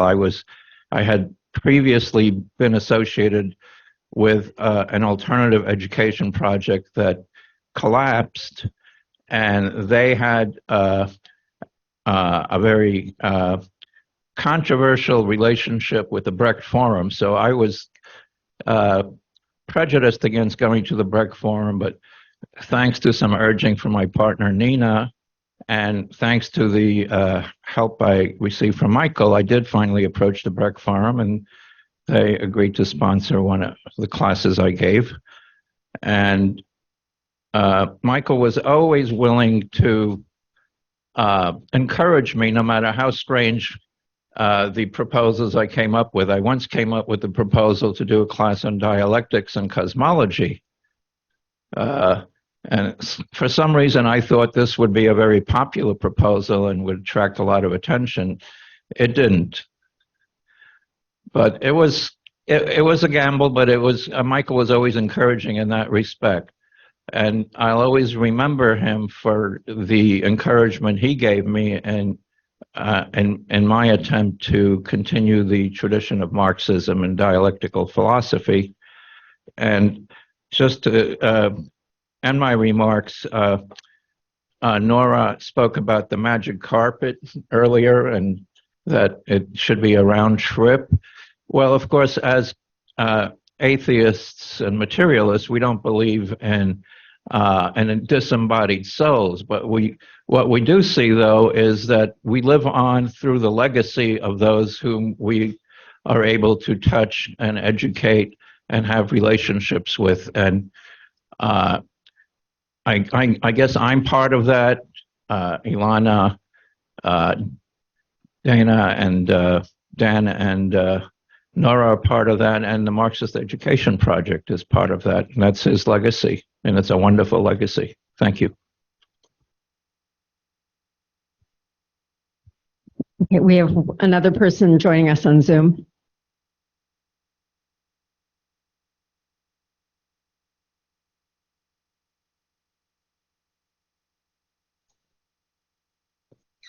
Is it I? My name's Bill Henning. I guess Michael and I go back maybe 40 years. You've all said such wonderful things about him. I just want to say, first of all, my love to Ilana and to Nora and Dan, who I probably haven't seen since they were in strollers. And the one thing nobody talked about is Michael. People talk about him being a sports fanatic, but he was also a player. We played Sunday afternoons in Prospect Park. We played softball for a number of years, and I remember one time in particular, Michael looks over on the adjacent, I won't call it a diamond because it wasn't that well organized. He says, "That's John Sayles over there." And apparently they had a game going on the adjacent space. But we spent a lot of time together playing sports and burgers at McManus's. The one thing about Michael, he was a mensch, and we all will miss him, and we have to live on through the work that he's done with the Marxist Education Project. We've got to make that thrive. Thank you all. Thank you for putting this very important program together. Love you all. Bill, you forgot the French fries and the Guinness that accompanied the burgers at McManus's. Well, I'm trying to be nice.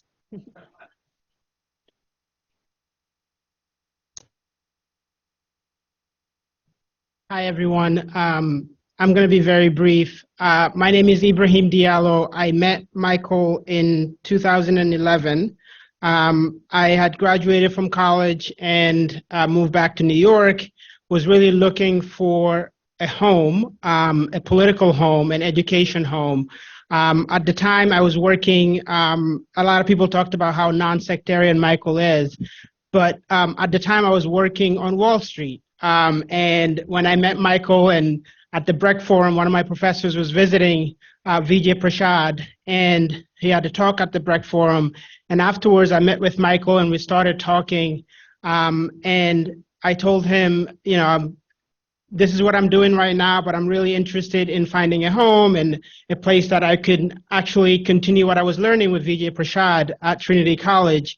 And he kept in touch with me, invited me to different things. And eventually, when they moved to Brooklyn at the Commons, Roxanne Dunbar-Ortiz was there to talk about Indigenous peoples' history, her new book at the time. And when I talked to Michael afterwards, and he said, and I expressed interest about, you know, I've learned all these new things about Indigenous history. And he said, we can start a reading group. And that's when we started the Indigenous Peoples Reading Group. And from there, we've learned not just about Indigenous people in the United States, but Indigenous people around the world. That went on for a few years. I always tell people that I got a graduate degree from Michael and all of the readings that we've done together. I would come up to Michael with different ideas for different books that I've read or that people that I've heard about and wanted to read. And of course, Michael have read all these people before, and he would pretend that he hasn't and say, oh yeah, let's start a reading group. So we started a reading group by African authors. We read Ngugi wa Thiong'o, we read God's Bits of Wood. And when eventually, I think Michael knew I was going to leave Wall Street. He didn't say any, he didn't push me in any kind of way, but just opened a home for me to come and continue to be part of that circle. And I told Michael that I was going to go to law school. And he talked about a friend of his who went to law school and what they ended up doing. We've always talked about the labor movement, and that was a big part of Michael's life and the things that he talked about. When I was in law school, I would give Michael a call. We'll just spend an hour on the phone and I'll tell him about what's happening. And eventually, when I left and started working in the labor movement, working for the Taxi Workers Alliance, I would still call Michael and we'll talk about what was happening. And he always knew someone that I could talk to that could help me push things forward. So I'm really grateful to have met Michael and Alana and everyone that I met through the reading group. I'm infinitely proud of what Michael have done, and I will continue to be part of that, and all the friends that I've met through the Indigenous Reading Group, and I'm looking forward to continuing that in some form or way. Thank you.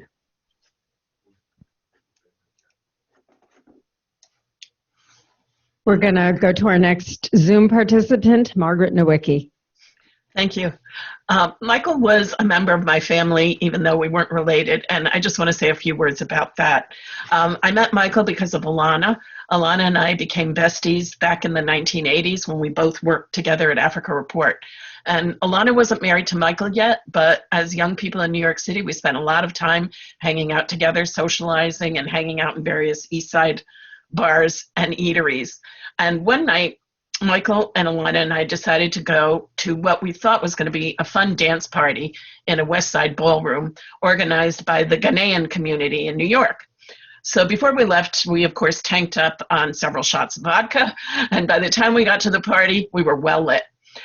We went inside only to realize that we were the only non-Ghanaians at the party, and the Ghanaians were all dressed in these fabulous formal ball gowns and tuxedos, and we felt very out of place. But we continued to drink ourselves under the table all evening, and that was the night of Michael's famous proposal to Alana. He said, "I'd marry you if you'd only ask me." Not too long thereafter, they did get married in my loft on 21st Street. And what a party it was. There was a sushi chef and gallons of champagne consumed. And I remember fondly, I have a picture of Michael in my mind dancing wildly in a party haze. And it was a great time. And then some years later, I spent a lot of time hanging out with Alana and Michael while they awaited the birth of Nora in their apartment on First Avenue. And we often went out to eat at a Polish restaurant across the street. And then we would come back to the apartment and play all different kinds of word games to pass the time. And Boggle was a favorite of ours. And I don't know if any of you played Boggle with Michael, but he was super competitive. He won every single time. And he had words that neither of us had ever heard of, but when we looked them up in the dictionary, they were in fact words. When Nora arrived, I can remember Michael leaning over Nora's crib, singing "Bebop Balula, she's my baby," trying to get her to go to sleep, which she didn't want to do. And then darling Dan came along, and we all moved to the same street in Brooklyn, where our apartments were literally a couple doors away from each other. And our apartments were extensions of each other's apartment, as were our families. Alana and Michael were our witnesses at my marriage to my husband Amadou. Our son Tom and Nora and Dan became sisters and brothers. And I will just never forget the joy, humor, and fun that Michael brought to all of us over those glorious golden years. Go well, Michael. You will be missed. We love you very much. Thank you. I think it's clear that if we were here for 3 days, 3 weeks, or 3 months, we wouldn't be able to say everything we wanted to about Michael. I'm going to respect Alana's wishes that we end at 4, so I'm going to invite Steve and then possibly one more person from Zoom. I just want to say a word about Steve, because I forgot when I was speaking. Steve worked very closely with Michael and Fred especially, but has been really invaluable in helping us get the MET going, get our mailing list under some kind of control, do our email blasts and our advertising, and work with our keeping our website going. I can't say enough for everything he does. He's doing this from Boston, and he's a real mensch. Anyway, Steve.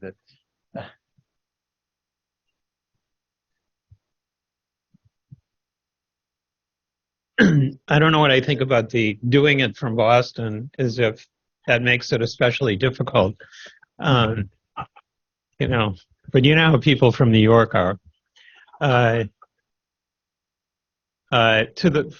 those who have stayed to the end, I appreciate you listening to the last couple of speakers. And I wasn't sure I wanted to say anything when the program, so many people had said so many things, but I decided I would, because almost everybody, I was keeping track. I know Cynthia from Canada and one other person.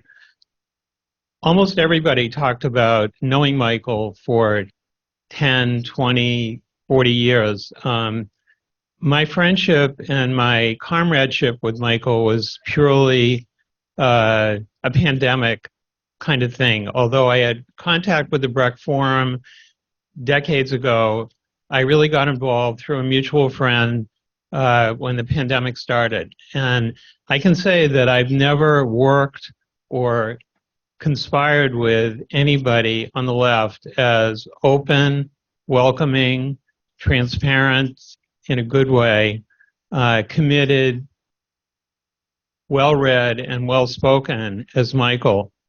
And the reason why I say conspired with relates to what David said in introducing me, which is that I did talk with Michael a lot about what the MEP could be, needed to be, and he knew that I had been doing that sort of work with failed nonprofits and advocacy groups for a really long time. And with all the talk that people have had today about paying attention to what Michael taught them, I do hope that there will be energy, and I'm sorry that so many people have already left. I do hope there will be energy from everybody here to participate in a discussion about what the MEP can be, should be. It needs to be more than just people registering for classes or volunteering to teach. It also needs to be people who want to preserve this idea that Michael really epitomized in the last while of independent, Marxist, radical, revolutionary political education. So I don't know whether that was off topic for today, but I figured somebody needed to say it. So. Never hurts to say it more than once. So we're going to let the last word of the formal part of the program to Susan, who is joining us on Zoom. Oh, thank you. I'm sorry I've been a bit challenged with driving here.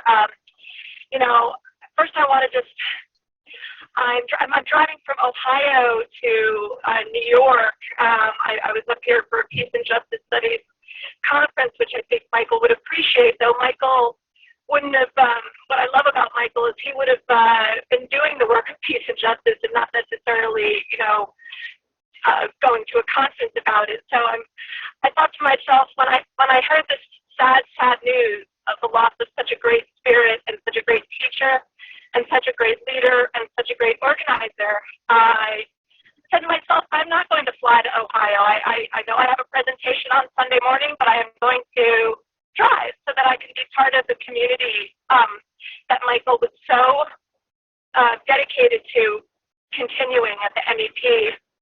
And so I was really heartened to hear so many old friends and family members offering so many details, recollections, and stories that give me a fuller picture of someone that I feel like I didn't get to know long enough. I started with the MEP back with Ibrahim, who spoke a couple of folks back.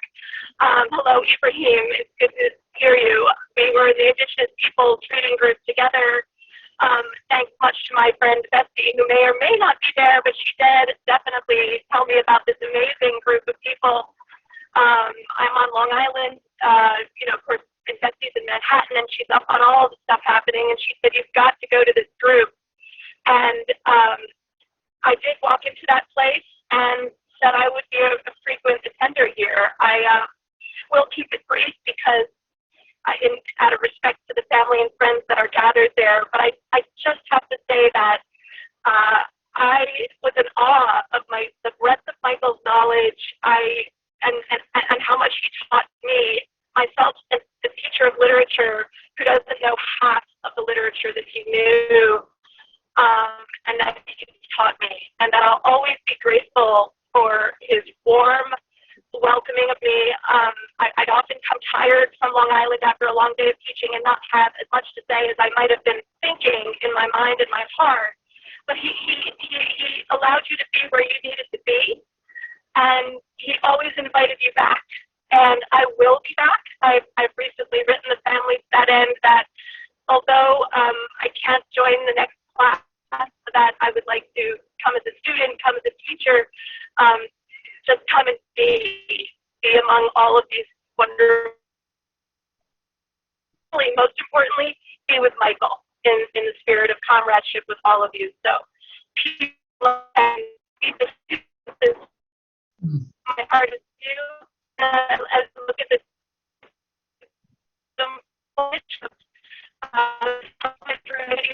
I'm sorry, we're losing the audio, so we're going to have to have you wrap up.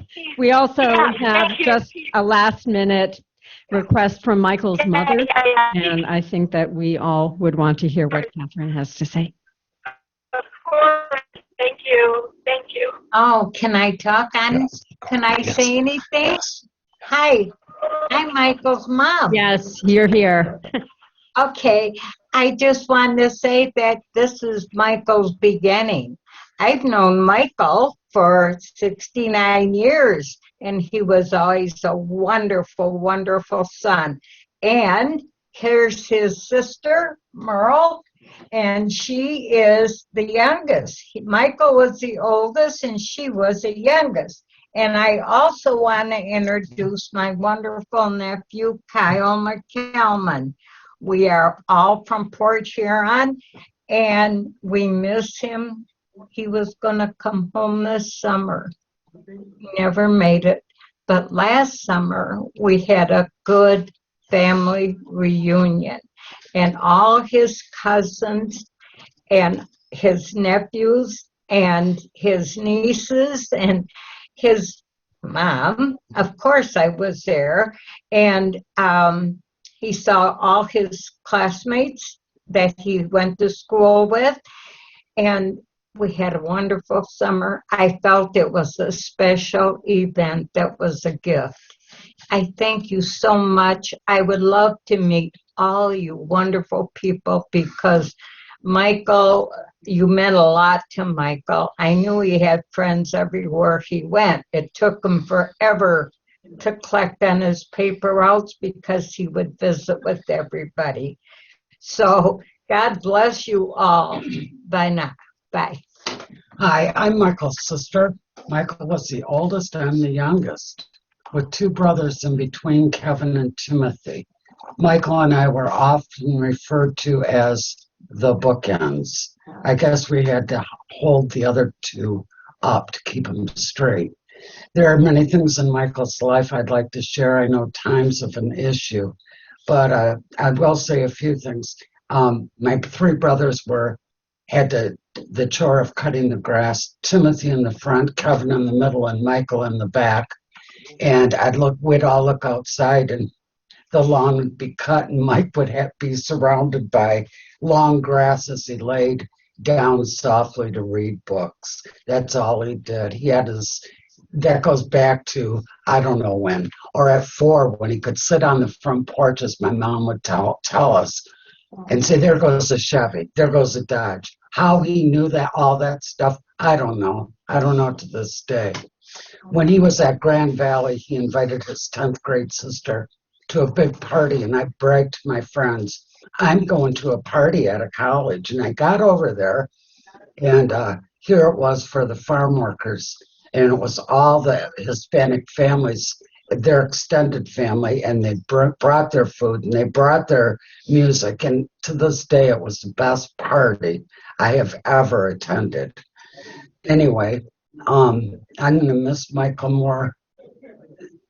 For 65 years, I guess I knew him. I'm going to miss him more, and I miss him more and more every day. And I thank his family in New York or Montclair for keeping in such close contact with us and how things were. Michael and I talked every morning for 2 hours. Unfortunately, I told him the best time to call me was 7 in the morning, and he remembered, and he called every morning.